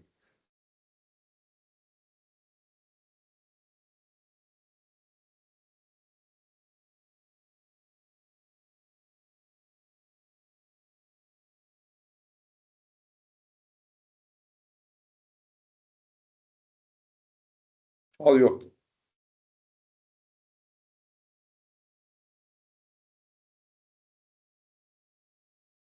Ekranı görürsünüz. Sual yoxsa təsdiq edeyim də. Heç olmasa bir-iki arada bir səsiniz gəlsin. Yoldaşlar, Bəli, görsənib. buradasınız. Bax, bu nümunə portfolyoda. Mən ingilis dilində yoxsa Azərbaycan dilində olmağın istilahatı ingilis dilində. İkisini də göndərəcəm sizə. Nümunə kimi ikisini də göndərəcəm. Yəni ikisi də burada var. İngiliscə də var, Azərbaycanca da var. İstəyirsə Azərbaycancanın üzərindən keçeyim, hamıya aydın, rahat. Hamı Azərbaycanca da daha belə deyə də bilir. İngiliscə kimsə bilir, kimsə bilmir, amma hamı Azərbaycanca bilir. Demək 301, portfolyo 1. Bax, bayaq o göstərdiyim nümunə, real portfolyonun üzərində. Amma bunu təzədən kimsə qoşulsa, bunu yazdırmaya qaytarmasın da, yəni bu bir nümunədir. Öyrənmə nəticəsi. Namizəd iş yerində təhlükələri müəyyən etməyi və riskləri qiymətləndirməyi bacarmalıdır. Yəni bu risk assessment deyil, riski qiymətləndirmə, yəni risk dərəcəsini qiymətləndirmə, yəni riskə görə qiymətləndirmədən gedir söhbət. Öz iş roluna uyğun olan iş yeri təlimatlarını müəyyən etməlidir. Baxın, portfolyo 1 budur. Öyrənmə nəticəsi bundan ibarət. Yəni bizim qarşılamalı olduğumuz tələb bundan ibarətdir. Bu qiymətləndirmə meyarı 1-dir. Portfolionun içərisində olan yazı hissəsidir. Öz iş roluna uyğun olan iş yeri təlimatlarını müəyyən etməlidir. Və siz yazırsınız. Deyək ki, bu sizin adınızdan hər hansı bir tələbənin adından yazılmış bir şeydir. Mən. Yəni vəzifəniz nədirsə, sətən mütəxəssisiniz, sətən menecerisiz, sətən mühəndisisiz, nədirsə vəzifə. Mən məsələn sətən mütəxəssisi kimi çalışarsan gündəlik işlərin və məsuliyyətlərimlə birbaşa bağlı olan bir sıra iş yeri təlimatlarına əməl edirəm. Bu təlimatlar mənə işi təhlükəsiz şəkildə yerinə yetirməyə və hər hansı fəaliyyətə başlamazdan əvvəl təhlükələri müəyyən etməyə kömək edir. Və hamısını bir-bir oxumayım da, yəqin ki, bunu göndərəcəm sizə, yəqin ki, özünüz baxıb oxuya biləcəksiniz. Sonra təlimatların siyahısını verirəm. Mənim iş roluma uyğun olan iş yeri təlimatları aşağıdakılar daxildir. Risk qiymətləndiriləri, tapşırıq üzrə təhlükələr, risklər və nəzarət tədbirlərini izah edir. Yəni, hansı təlimat var və nəyi izah edir və o təlimatın olma məqsədi nədən ibarətdir? Metod bəyanatları, yəni burada method statementdən söhbət gedir. Təhlükəsiz iş sistemləri, işi təhlükəsiz görmək üçün addım-addım qaydaları göstərir. Yəni, bir-bir hansı sənədlər var və hansı sənədlər nəyi göstərir, nə üçün istifadə olunur, qeyd edirsiniz bura. Sonra, mən mütəmadi olaraq iş sahəmə aid təhlükəsizlik prosedurlarına, risk qiymətləndirmə və metod bəyanatlarına istinad edirəm. Bundan sonra hər hansı bir işi yerinə yetirməzdən əvvəl aidiyyatı təlimatları nəzərdən keçirirəm ki, işi təhlükəsiz şəkildə necə yerinə yetirməli olduğumu və hansı risklərin mövcud olduğunu başa düşürəm. Bunu biraz da genişləndirmək olar. Yaza bilərsiniz ki, bunun əsasında işçilərə təlimatlar keçirik. İşçilərin bu təhlükələrlə tanış olmasından da çalışırıq. Yəni, bu təlimatlara istinad edib. Yəni, bu təlimatlardan istifadə edərək nə işlər görürsünüz? Və görürsünüz, bir dənə misal da verir. Və axırda da görürsünüz, istinad edir ki, tətbiq etdiyim tapşırıq üzrə risk qiymətləndirmə metod bəyanatı sübut 1 ilə təsdiqlənir. Yəni, bu danışdıqlarımı attachmentlə, evidence-lə istinadla təsdiq edirəm. Bu qədər. Yəni, portfolyonun birinci bir bəndi, bir portfolyonun. Bir bəndi tamamlandı. Yəni, mən ən geniş belə izahlı formada yazmışam ki, nümunə kimi, oxuyan kimi buna rahat başa düşə biləcəksiniz. Dediyim kimi, e-mail kim göndəribsə, onlara göndərəcəm bunu, nümunə kimi əlinizdə olsun, istifadə edə biləsiniz. Amma eyni şeyi yazıb mənə qaytarmayın, xahiş edirəm. Yəni, eyni portfolyonun üzərində işləyəndə biraz fərqli, öz iş yerinizə uyğunlaşdırın. Sonra, öyrənmə nəticəsi 1. Namizəd iş yerində təhlükələri müəyyən etməyi və riski qiymətləndirməyə bacarmalıdır. Həmin meyardır. İş yerində zərər verə biləcək iş üsulları və təhlükələri müəyyən etməlidir. İş yerində zərər verə biləcək hansı metodlar, hansı iş üsulları? Safe working practices. Baxın, iş üsulları, working practice nədir? Hamısı təhlükəli və ya düzgün olmayan iş üsulları qəza, xəsarət və ziyan riskini artıra bilər. Mən filan kəs vəzifədə, filan vəzifədə kimi çalışarkən insanlarla, avadanlıqlarla və iş mühitinə zərər verə biləcək təhlükəli iş üsullarının və təhlükələri müəyyən etmək məsuliyyəti daşıyıram. Yəni, mənim məsuliyyətim nədən ibarət? Fikir verirsiniz, özünə uyğunlaşdırdı. Portfoliyonu, bayaqları qaydalar, o 7 də qayda var idi, nəzərə alınmalı. Bax, onlar hamısı bunun içərisində nəzərə alınaraq portfoliyo hazırlanıb, yazılıb. Gündəlik fəaliyyətin içərisində. Sonra bunu Azərbaycanca, əgər kiminsə ingilis dilində problemi varsa, yəni tam rahat deyilsə, Azərbaycan dilində yazıb, bunu qəşəng tərcümədə edib, atıb bunu sistemə əlavə eləmək olar. Yəni, bu günləri kontekstual tərcümə yazanda. Yəni, əgər hərfi tərcümə yazmayın. Çünki hərfi tərcümə bərbad olur. Siz fikrinizi yazın, nəyə izah eləmək istəyirsiniz? Atırsınız, kontekstual tərcümə eləyirsiniz, qoyursunuz və kontekstual tərcümə ilə daha rahat başa düşülür. Yəni, mən artıq başa düşürəm ki, siz nə demək istəyirsiniz? Yəni, şərt deyil ki, hərf-hərf, söz-söz izah eləyəsiniz ingilis dilində ən yüksək səviyyədə. Yəni, öz dilinizlə, öz belə deyim, fikrinizi izah eləmək, öz sözlərinizlə daha uyğundur. Və təbii ki, müəyyən terminləri heç onsuz ingilis dilində hamı bilir də. Yəni, hamı bilir ki, permit to work işə icazədir, confined space-də qapalı sahəyə girişdir, enter ilə. Yəni, burada elə bir çətin bir şey yoxdur. Və izah edir, mən bunları bir-bir yəni, oxumaq istəmirəm, formasını göstərirəm, göndərəcəm dediyim kimi. Yəni, hansı metodlar var və təhlükəsiz iş praktikaları hansılardır? Hündürlükdə iş məsələsi nümunə ola bilər, səs-küyü ilə bağlı ola bilər, zəif işıqlandırma ilə bağlı ola bilər və s. və ilə. Sonra misal göstərirsiniz, mütləq. Yəni, fikrinizi, yazdığınız izahları misallarla, iş yerinizə uyğun misallarla gücləndirməlisiniz. Və daha da gücləndirmə həmin yazdığınız izaha uyğun heç olmasa ən azı bir dənə evidence, yəni bir dənə sübut qoymalısınız. Və görürsünüz, axırda yazır sübut. Bu fəaliyyətin iş yerində aparılan yoxlama qeydləri və təhlükə bildiriş forması sübut ilə təsdiqlənir. Sübut 1 ilə təsdiqlənir və mənim təhlükəli iş üsulları və təhlükələri müəyyən etdiyimi göstərir. Həqiqətən də göstərən bir sənədi method statement-i eləmişsinizsə, iştirak eləmişsinizsə əlavə edirsiniz. Yəni, sübutunuz nədirsə dediklərinizə onu yazırsınız və növbəti. Bu İngiliscəsidir, bir-bir gedir. Növbətdə də qiymətləndirmə meyarı 1-3. Təhlükələri qiymətləndirmə və risk səviyyəsinə görə prioritetləşdirməlidir. Görürsünüz, buradakı təhlükənin qiymətləndirilməsi risk qiymətləndirməsi deyil.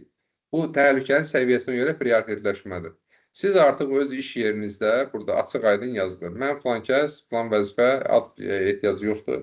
Artıq adınız bəlli də olur sistemdə. Kimi çalışarkən iş yerində mövcud təhlükələri müəyyən etmək və onları yarada biləcəyi risk səviyyəsini qiymətləndirmə prosesində iştirak edirəm. Nə iştirak edir? Rolunuz nədən ibarətdir? Necə prioritetləşdirirsiniz? Hansı metoddan istifadə edirsiniz?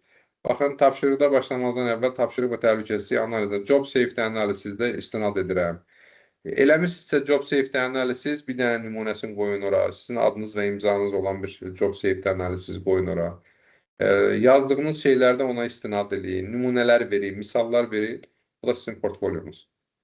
Sonra da tərcüməsini edib atırsınız sonra. Əgər ingilis diliniz özünüzü, belə necə deyim, sizə bariyeri yaradırsa, tərcümə ilə də həll eləmək olur.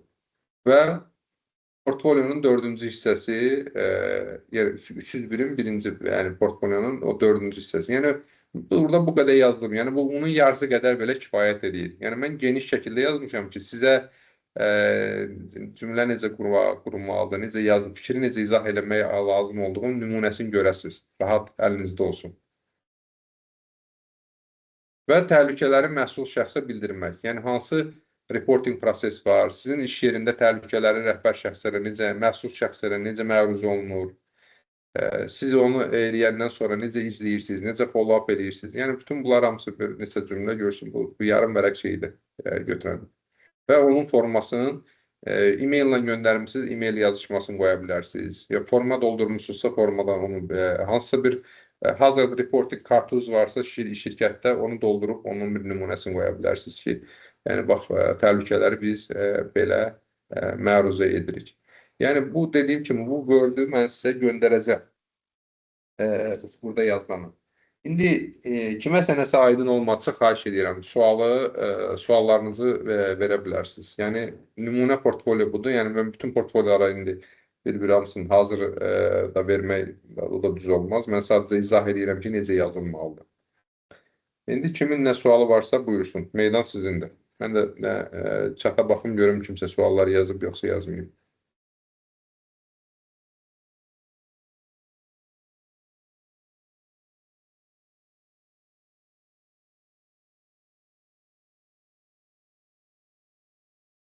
Tak. Suallar. Sənaye algoritmindən istifadə etmək olar. Bəli, sənaye algoritmindən işləyirsə istifadə edir. Maliyyə durumunda yox qurmaq lazım deyil. Bəli, maliyyəni nəzərə almaq lazımdır. Çünki biz nəticədə bütün metodlar qənaətbəxş deyil də. Yəni biz bütün safety metodları təqdim eləsək, onun şirkət dövləsi bankrot olub, ümumiyyətlə heç nə eləyə bilmir.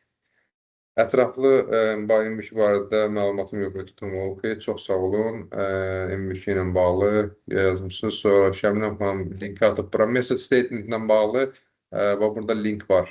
Bizim YouTube kanalında ümumiyyətlə çox şeylə bağlı var məlumatlar. Yəni yazarkən hansısa bir mövzu ilə bağlı çətinlik olsa girib baxa bilərsiniz orada.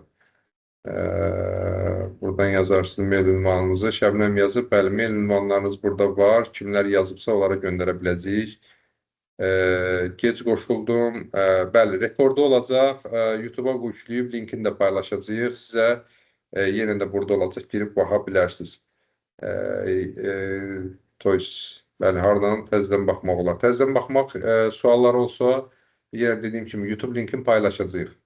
YouTube linkini elə bu e-mail vasitəsilə kimlər e-mail yazıbsa biz ora atacağıq. Yəni, belə deyim də, ictimai şəkildə paylaşmaq, qoymaq istəmirəm. Çünki nəticədə bir mövzudur və sizdən düz icazə aldıq, amma yenə də biraz ehtiyat edir adam ki, yəni danışdığımız şeylər, belə bir gizlədəsi, belə bir ehtiyat olması bir şeylər yoxdur təbii ki. Amma siz zəhmət çəkib qoşulmuşsunuz, zəhmət çəkib qoşulmayanlar da var. Yəni ona görə o barədə. Amma yenə də YouTube-da olacaq. Kimsə istəsə qoşulub baxa bilər. Yəni qoyacaq, e-maila da göndəriləcək linki. Narahat olmayın, gec qoşulmuşsunuzsa problem yoxdur. Hamı iş-güc adamıdır, başa düşüləndir. Yəni inşallah ki, faydamız oldu. Yəni kimsə qoşulmaq istəsə, MVQ almaq istəsə, yəni izahları təmin edə bildim. Sual. Kiminsə sualı?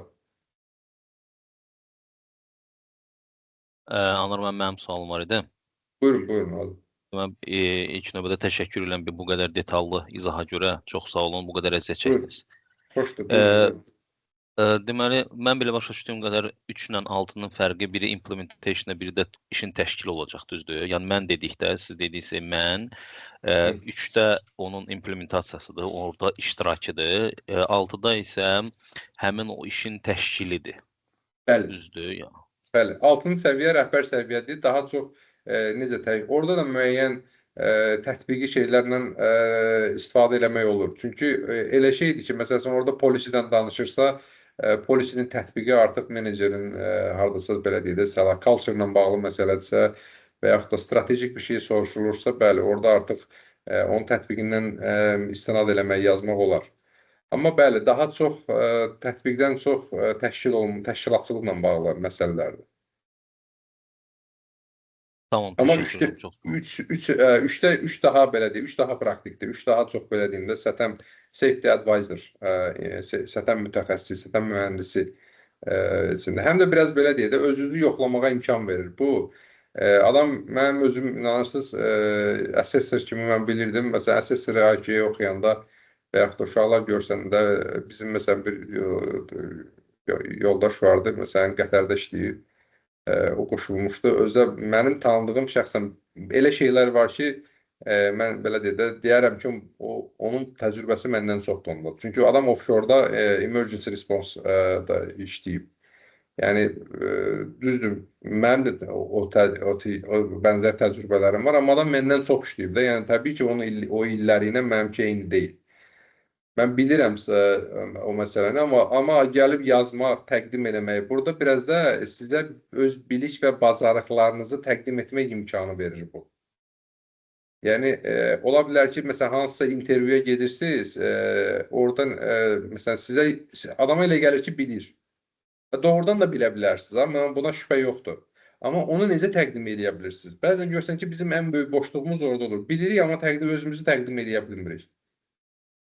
Çəkinirik və yaxud da mübahisə eləyə bilmirik. Məsələn, mübahisə yəni yaxşı mənada, məsələn, öz biliklərimizi, necə deyim, kifayət qədər özümüzə güvənmirik bildiyimiz şeylərdə, bildiyimiz metodlarda, bildiyimiz təcrübələrdə. Ona görə M3 bir növ o bariyeri sındırır. Özünüzü daha yaxşı, belə deyim, daha peşəkar izah eləmək, təqdim eləmək imkanı yaradır. Bu sabah istənilən toplantılarda, istənilən mübahisəli şəraitlərdə, istənilən necə deyim, bir araşdırma halında, yoxlama prosesində sizə daha yaxşı, necə deyim, qətiyyətli olmağa imkan yaradır. Amma kurslarda belə deyil. Siz kursda biliyi alırsınız, qalan asılda sizin şəxsi keyfiyyətlərinizdən. Əgər özünüzü ifadə edə bilirsə, danışa bilirsinizsə, görsən ki, adam durub deyir ki, yox, belədir. Mən bunu bilirəm, bu risk assessment belə olmalıdır, risk assessment olmaq üçün method statement olmalıdır, qanunvericiliyə də istinad edə bilir, ondan sonra. Amma çox vaxtı görürsən ki, hamıda bütün bu bacarıqlar hamısı bir yerdə olmur və bu da M3 bunu verir adama. M3-də məsəl üçün, çünki mən dəqiqə başı soruşuram, nəyə istinad edirsən? Subyektiv fikir olmaz. Burada mən subyektiv fikir qəbul edə bilmərəm. Çünki mənim ixtiyarım yoxdur onda qəbul eləməyə. Çünki mənim yoxladığım şeydə illik audit olunur. Yəni götürüb bir işə baxanda deməzlər ki, bu nə işdir qəbul eləmirsən bunu. Bu nəyə istinad edir? Bu özündən yazır burada. Bu heç bir prosedura istinad eləməyib, heç bir qanunvericiliyə istinad eləməyib, heç bir standarta istinad eləməyib. Yəni biliklər öz istinadını tapmalıdır. Referans olaraq kriteriyalara, qanunlara, yeri gəldikcə standartlara, prosedurlara və sizin təcrübə yolundan da gördüyünüz işin tətbiqinizin nəticələrinə. Ki, o sizə bir peşəkar kimi güvən də versin, təkcə sertifikat yox. O sizə bir güvən versin ki, siz inşallah gedib bir hansısa böyük bir şirkətin səfəm üzrə rəhbər vəzifəsi işləyəsiniz. O artıq o rəhbər şəxslərdə demirlər ki, rəhbərlik bizə qulaq asmır.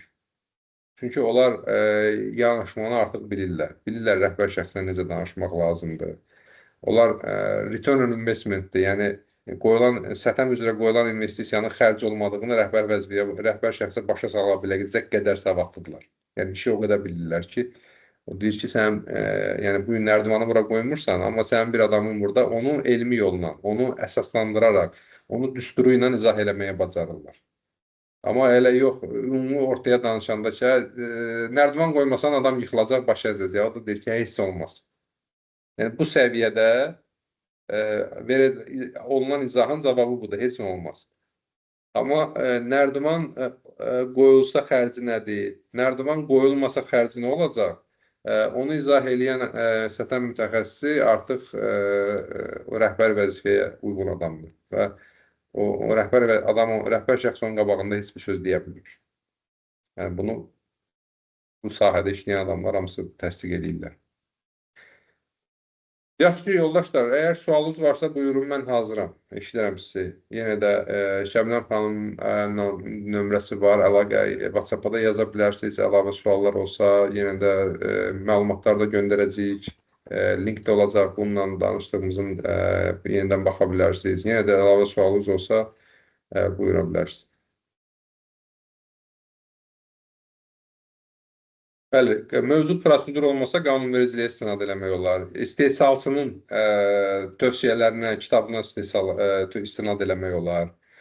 Yəni, simulyasiya olaraq prosedur yox. Əgər prosedur yoxdursa, bir şirkətdə məsələn onunla bağlı, qanunverici birbaşa əgər başqa standart tətbiq olunan və yaxud da istinad olunan, məsələn, deyək ki, şirkət kiçik şirkətdir, hər şeyi yazmayıb da, deyək ki,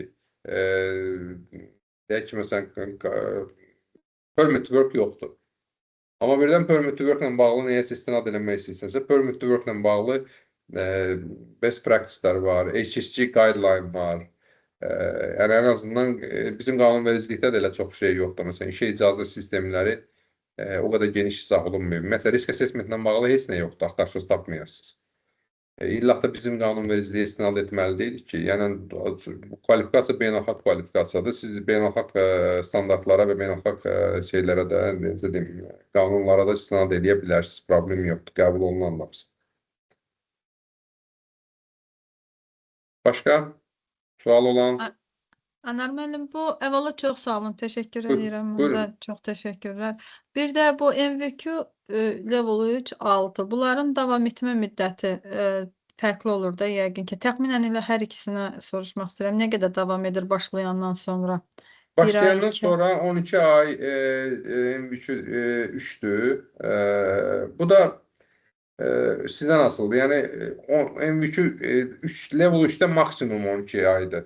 Siz tez əgər tələbə məsələn 3 aya, 5 aya, 6 aya, 7 aya vaxtı varsa, tez bitirməyə, yazmağa imkanı varsa tez bitirə bilər. Və yaxında bizim bir iki tələbəmiz vardı. Tələs niboş almışdılar. IOSH-dan təlimçilik təsdiq eləyə bilmirdilər. Çünki IOSH-a üzv ola bilmirdilər. Ona görə tələs 6 aylıq, 1 illik işi 2 aya, 1 aya sığdırmağa çalışdılar. Düzdür, 1 ay olmadı, biraz bir neçə aya oldu. Bir arası 3 aya falan, yəni təcrübədə var, 3 aya da bitirənlər var, 3 aya, 4 aya bitirənlər var. Amma 12 aydır vaxtı. 6 isə minimum 1 il, maksimum 2 il. Minimum 1 ildə orada bir dənə 605 var portfolio. Onu proqram başlayanda birinci ona başlamaq lazımdır. Çünki o CPD-dir, Continuous Professional Development. Yəni mən onu level 6'lar var aranızda, onlara izah eləmişdim başlayanda. O yoldaşlardan bəziləri bitirdilər artıq. O da IOSH-un Competency Framework-u var. Ona qoşulanda həm üzvlüyü alırsan, həm də elə Competency Framework, oradan CPD-ni eləyirsən. CPD nədir? Self-verification-dir. Özünü qiymətləndirirsən, zəif nöqtələrini tapıb, onları inkişaf etdirmək üçün 1 illik proqram tərtib edirsən və 1 il ərzində o action planı yerinə yetirirsən. O action planının da müddəti ən az 1 ildir. Yəni ona görə 1 ildən tez bitirmək olmur level 6-nı. Çünki o 1 ili CPD-ni verim. O daha yazıb bitirsəndə o 1 ili CPD-ni gözləməlisən. Amma sizə deyim ki, işlə, ondan sonra ailə ilə, bütün bu balansı əgər quraşdıranda aya bir dənə unit ancaq, rahat aya bir dənə unit işləmək olur. Ondan çox ağır gəlir. Aydın. 1 Çox aya, sağ olun. uzağa 2 aya bir unit. Anar Həm müəllim, option. mənim bir sualım var. Buyurun, buyurun. Buyurun, buyurun. Anar müəllim, MVQ 3 və ya 6-nı əldə edəndən sonra xaricdə hansı vəzifəyə müraciət etmək daha məqsədə uyğundur? QHC advisor, lead və ya HC manager? Valla o baxır şirkətə. Məsələn, ola bilər ki, kiçik şirkət ola bilər ki, məsələn, 3-dən menecer vəzifəsinə götürər işə. Ola bilər ki, böyük şirkətlər, məsələn, Saudi Aramco kimi, ADNOC kimi, ondan sonra Qətər Petroleum kimi şirkətlər 6 ilə məsələn advisor götürürlər. O şirkətə bağlıdır, şirkətin tələblərinə, şirkətin risk profilinə bağlı olan bir şeydir. Yəni onu biraz demək çətindir. Həm də şirkətin bəzi tələbləri tək MVQ ilə yetmir də. Məsələn, ərəblər bir də görsən ki, 15 il şey istəyir. Bəli. Təcrübə 15 tələb il edirlər. offshore təcrübə tələbi, yəni ki, onların şeyinə uyğun gəlmək biraz çətin məsələdir. Bəli. Anar müəllim, ola bilsin ki, növbəti sualım var. Bu sualım ola bilər mövzudan kənar ola bilər. HC menecerlə əməliyyat rəhbəri arasında konflikt yaranarsa, bu konflikti necə aradan qaldıra bilər? Həm təhlükəsizlik təmin olunsun, həm də yəni biznes belə desək ləngiməsin. Bir də deyin sual hansı mövzuda idi bu sual? Yəni SƏTƏM-lə rəhbərlik arasında konflikt yaranmağından gedir söhbət. Tamamilə doğrudur. Yəni mövzudan biraz kənarda sadəcə məni düşündürür. HC menecerlə əməliyyat rəhbəri və layihə rəhbəri arasında hər hansı bir konflikt varsa, bu konflikti belə desək, yaranmasının qarşısını almaq üçün həm təhlükəsizliyi qorusun, həm də biznes, yəni belə desək, ləngiməsin. Nə etməlidir HC menecer? Obyektiv istinadlarla yola çıxmalıdır. Subyektiv şəxsi zəminə gətirməməlidir. Mən bilirəm, mən deyirəm belə olacağa gəlib çıxmamalıdır söhbət. Birinci budur. Yanaşma obyektiv olmalıdır. Əgər obyektiv yanaşılsa, şirkətin prosedurlarına, qaydalara, qanunvericiliyə istinad olunaraq və işin belə deyək, xərc zərər baxımından düzgün izahı verilsə, artıq məsuliyyət ümumiyyətlə belə deyək də, SƏTƏM-in işi təhlükəsizliyi təmin eləmək deyil. Bunu əgər elə bilirsinizsə, bu biraz səhvdir. SƏTƏM-in işi təhlükəsizliyin təmin olunması üçün şərait yaratmaqdır, məsləhət verməkdir. Müəssisə rəhbərinin məsuliyyəti daha çoxdur. Müəssisədə idarə edicilərin, menecerlərin, sahə rəislərinin məsuliyyəti daha çoxdur icraçı kimi. Onlar birbaşa cavabdehdirlər. Biz dolayısı yolla cavabdehik. Bizim cavabdehliyimiz daha çox məsləhət verməyədir. Ona görə biz obyektiv məsləhətlər verməliyik, qanunvericiliyə istinad eləməliyik, adamların hüquqların və başına gələ biləcəkləri onlara başa salmalıyıq. Yəni, yaxşı belə mənada da, belə deyim, konstruktiv mənada. Və bunun şirkətə maliyyə cəhətdən xeyri faydası və zərərini izah edə bilməliyik. Ondan sonra bu qədər obyektivliyin qarşısında, yəni ancaq belə deyim də, ağıllı adam yəni razılaşar. Yəni, razılaşmasa artıq belə deyək də, adam intihar eləməyə hazırdır. Yəni, ona heç etmək olmaz. Həm də anlarım, bəzi məsələlərdə o advise eləyirsən, amma tutaq ki, operational needs-lərə görə onlar riskləri götürürlər da. Məsələn, bu qupqa zavodu var da, orada tutaq ki, prosesi dayandırsan, proses layının yarısı sökülməlidir da, zavodun yarısı sökülməlidir ki, təzədən o təmizlənsin və s. və ilə. Yəni, onlar öz üzərinə riskləri götürürlər da, kompensasiya ödəməyi və s. və ilə. Onlar rekalkulyasiya edirlər ki, məsələn, mən bunu burada filan şey itirsəm və yaxud penalti gəlsə, mən onlardan ödəyib qutarsam daha rahat olar, necəli zavodun yarısını söksəm. Yəni, zaten HC ola advise eləyir, bütün təhlükələri ona görsədir, ispat eləyir, qanunvericinin tələblərini qoyur. Ondan sonra operationdadır, top operationdadır zaten. O riskləri qəbul edəcək, yoxsa eləməyəcək. Sadəcə olaraq bunu rəsmiləşdirib, hamısını e-maillə və yaxud şeylə yazırsan ki, sabahları investigation zamanı ən azından HC-nin bu haqda məlumat verdiyi şey olsun. Bir də Anar müəllim, siz keçən dəfə məsləhət görmüşdünüz, amma bizim tənbəlliyimizmi deyim, nə bilim, vaxt ayıra bilməməyimizmi? Siz IOSH-dan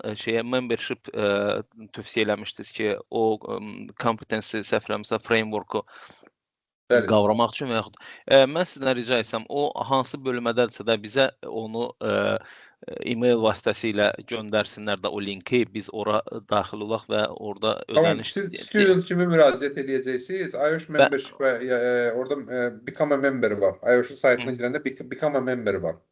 Siz ən ucuzu orada student memberdir. Deyəsən 15 pounddur, nəsə belə bir şey olmalıdır. Siz onu orada biz sizə məktub verəcəyik ki, siz həqiqətən M2 oxuyursunuz. Bəli. O məktubu onlara göndərəsiniz ki, o məktubu ətəş edib onlara göndərəsiniz ki, mən student member olmaq istəyirəm. Çünki o biri membershiplər bahalıdır biraz. Bilmirəm, siz birdən-bir ona getmək istəməzsiniz, amma ən ucuzu student membershipdir. O CPT-ni eləmək üçün. Rica etsəm, göndərə bilərsinizmi? Hə, problem yoxdur. Şəbnəm xanım qeyd eləsin, biz sizə məktub verərik. Sizə əlaqəni də yönləndirərik ki, siz ora göndərib üzv olasınız, CPD-ni oradan. Birinci self-verification eləyəsiniz, orada profil açılacaq da, sizdə IOSH-da blueprint açılacaq, IOSH blueprint. IOSH blueprintdə sizin profiliniz olacaq, member kimi. Oradan self-verification da eləyə bilərsiniz, pulsuz kurslara da qoşula bilərsiniz, improvement-sində nəydə hansı qəplər varsa o sahə üzrə. Onlar hamısı orada var, istinad edib verərik, problem yoxdur. Çox təşəkkür ederim, çox sağ olun. Buyurun, buyurun. Bir dənə sual. Axşamınız xeyir. Axşamınız xeyir. Buyurun, buyurun. Bir dənə sual var. Sübhan bir dənə sual yazıb. Buyurun, Aha. onu cavablandırım sonra. Aha. Buyurun, istəyirsə ona cavab verin, sonra mən sual verərəm, problem yoxdur. Tamam, çox sağ olun. Sizdən qabaq yazıb, bir dənə üzrlü sayın, onu da Bəli, cavablandırım. Yazıb ki, Niboş qlobal akreditasiyadır,sa onda pul verib, təlim alıb son güvənə biləcəyimiz hansı qurum qaldı? Niboş akreditasiya deyil əzizim. Yəni, ümumiyyətlə, akreditasiya orqanı olaraq Niboş özü IOSH tərəfindən təsdiq olunmuş bir qurumdur, kurs kimi. Və zamanında Niboşun verdiyi sertifikatlar IOSH tərəfindən qəbul olunurdu. İndi bu günləri kvalifikasiya standartlarının qarşılanmadığına görə, səriştə vermədiyinə görə 3-cü səviyyə qəbul olunmur, 6-cı səviyyə qəbul olunur yalnız. Yəni, diplom proqramı var, ICG, onu deyəsən bu yaxınlarda dəyişikliyi olub. ICG 1, 2, 3 dənə modul deyəsən sən. ASP, CSP-ni deyirsiniz müəllim? Təzəlikdə dəyişiklik olub, tam detallarını xatırlamıram. Diplom proqramını qəbul edirlər, amma üçü sertifikat proqramını qəbul eləmə, akreditasiya. Akreditasiya ümumiyyətlə Niboş akreditasiya qurumu deyil. Niboşla bizim aramızda heç bir fərq yoxdur. Onlar da training providerdir, biz də training providerıq. Sadəcə zamanında belə bir kurs yaradıblar və təqdim ediblər bazara. Bazar bomboş olub, belə deyək. Necə bütün uşaq bezlərinə pampers deyildiyi kimi və yaxud da bütün hündür maşınlara cip deyildiyi kimi bütün safety kurslarında adı qalıb Niboş. Niboş heç akreditasiya qurumu deyil.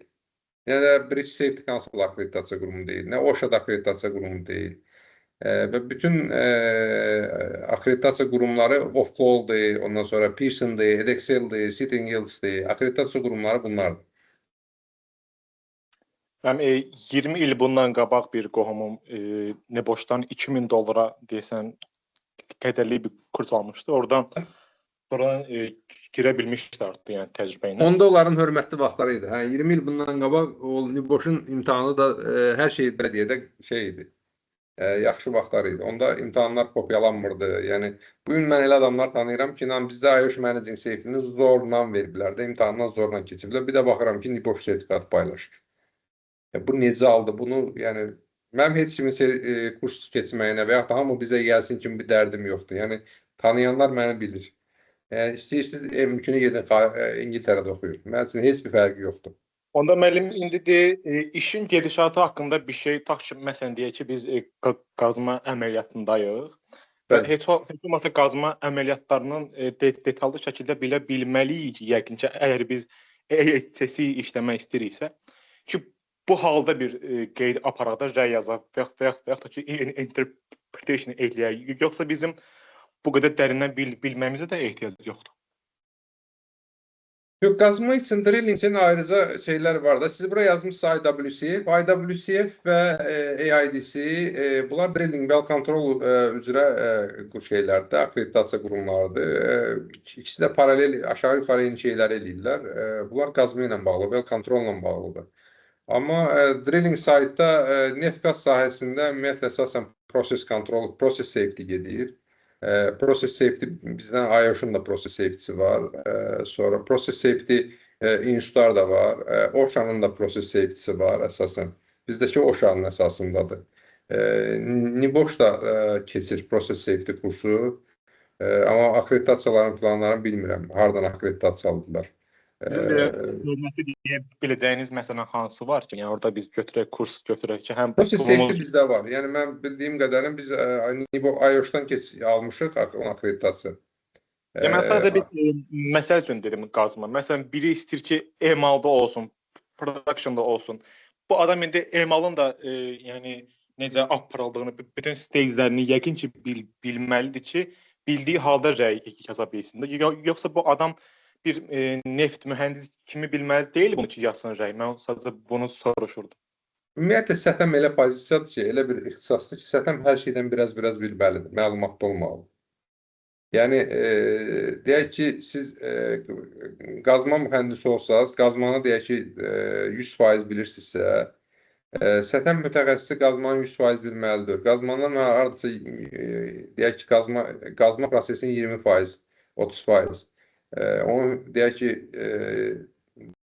yük qaldırma sahəsinin bir 20-30%, elektrik sahəsinin hər sahədən bir müəyyən qədər bilməlidir ki, onun təhlükəsizliyini təmin edə bilsin. Yəni səthəm qazması da olmalı deyə bir şey yoxdur.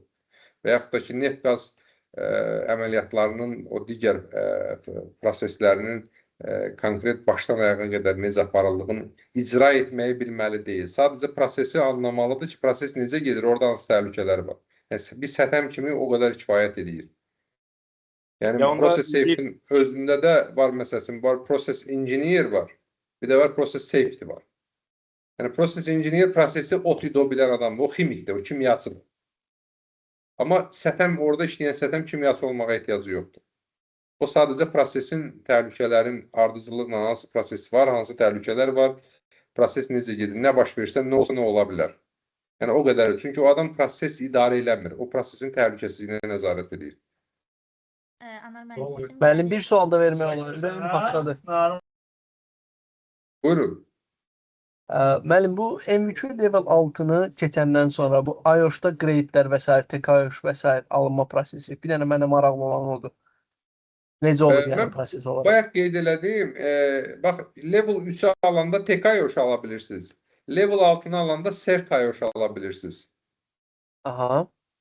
Yəni IOS belə deyim də, struktur belədir də orada IOS-da. IOS yuxarıdan başlayır, Fellow'dan gəlir. Fellow'dan sonra aşağı bir pillə aşağı charterdir. aha. Azərbaycanda bu dəqiqə hardasa 70 nəfər charter var. Bir dənə də Fellow yoxdur. Sonra charterdən aşağıda CERT-IOS gəlir.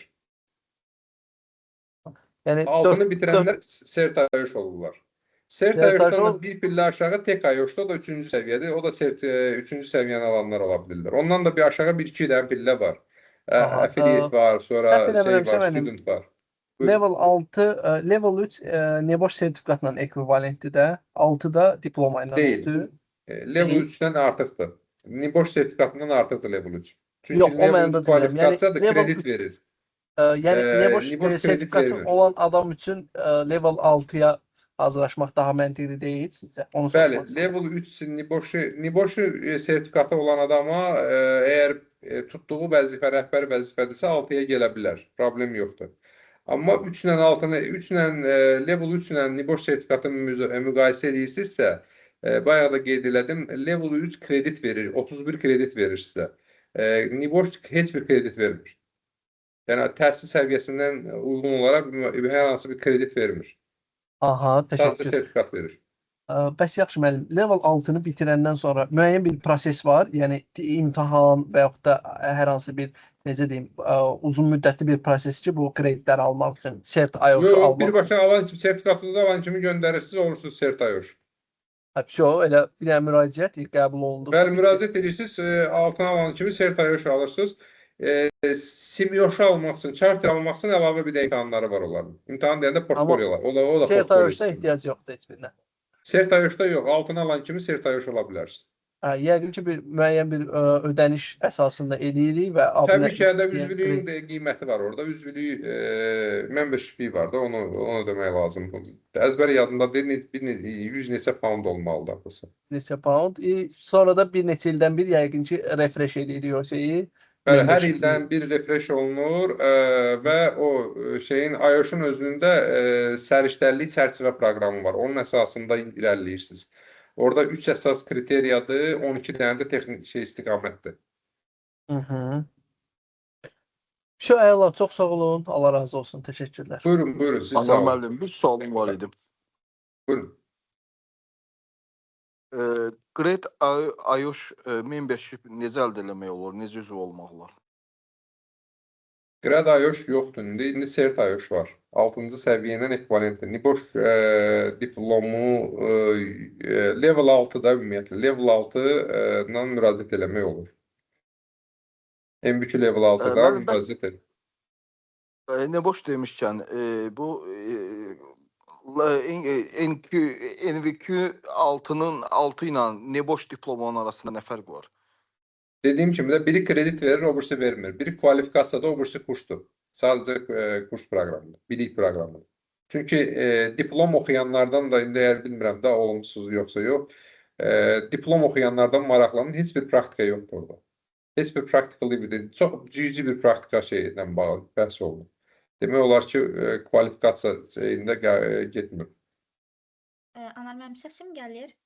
Bəli. Aha. Bizdə hal-hazırda burada qoşulan iştirakçılarımızın arasında diplom proqram məzunlarımız da var. Hansı ki biz level 3 və level 6-ya hazırlıq mərhələsi kimi onu tərtib eləmişik. Əgər maraqlananlar olsa müraciət edə bilərlər. Bayaq Sübhan bəyin də sualına dəstək olaraq, yəni ola bilər ki, adamlar texniki cəhətdən başqa sahələrdən yönəliblər. Yəni ki, bu prosedurların, tədbirlər planlarının hazırlanmasını yazılı qaydada, STM-ə uyğun qaydada öyrənmək istəsələr və ya real iş mühitində tətbiqini belə deyək, məşq olaraq, dərs olaraq bilmək istəsələr, bizdə diplom proqramı da var, yəni tətbiq etmə üzərindəndir. Bizdə səviyyə 2 sayılır da əslində, o da sit-and-get səviyyə 2. O diplom proqramının, bəli, diplom proqramına qoşulanlar ikinci səviyyəni avtomatik ala bilirlər. Yəni, o indi yeni qoşulanlar, bəli, artıq əvvəlkilərə demişdik, kim istədi alır, yenilərdə də ala bilirlər. Sonra burada bir sual var, hər il 100 pound verməli oluruq. Deyirsiniz, bu kursdan yararlanan adam praktiki olaraq da özünü sübut edibsə, şirkət onun artıq öz adının reputasiyasını qəbul edər, yoxsa hər müəyyən müddətdən bir yenə pul ödəməliyik. Bu, IOSH başqa bir şeydir. 100 poundu bizlə əlaqəsi yoxdur. Siz əgər IOSH-un üzvü olursunuzsa, IOSH sizə üzvülük çərçivəsində müəyyən imtiyazlar təqdim edir.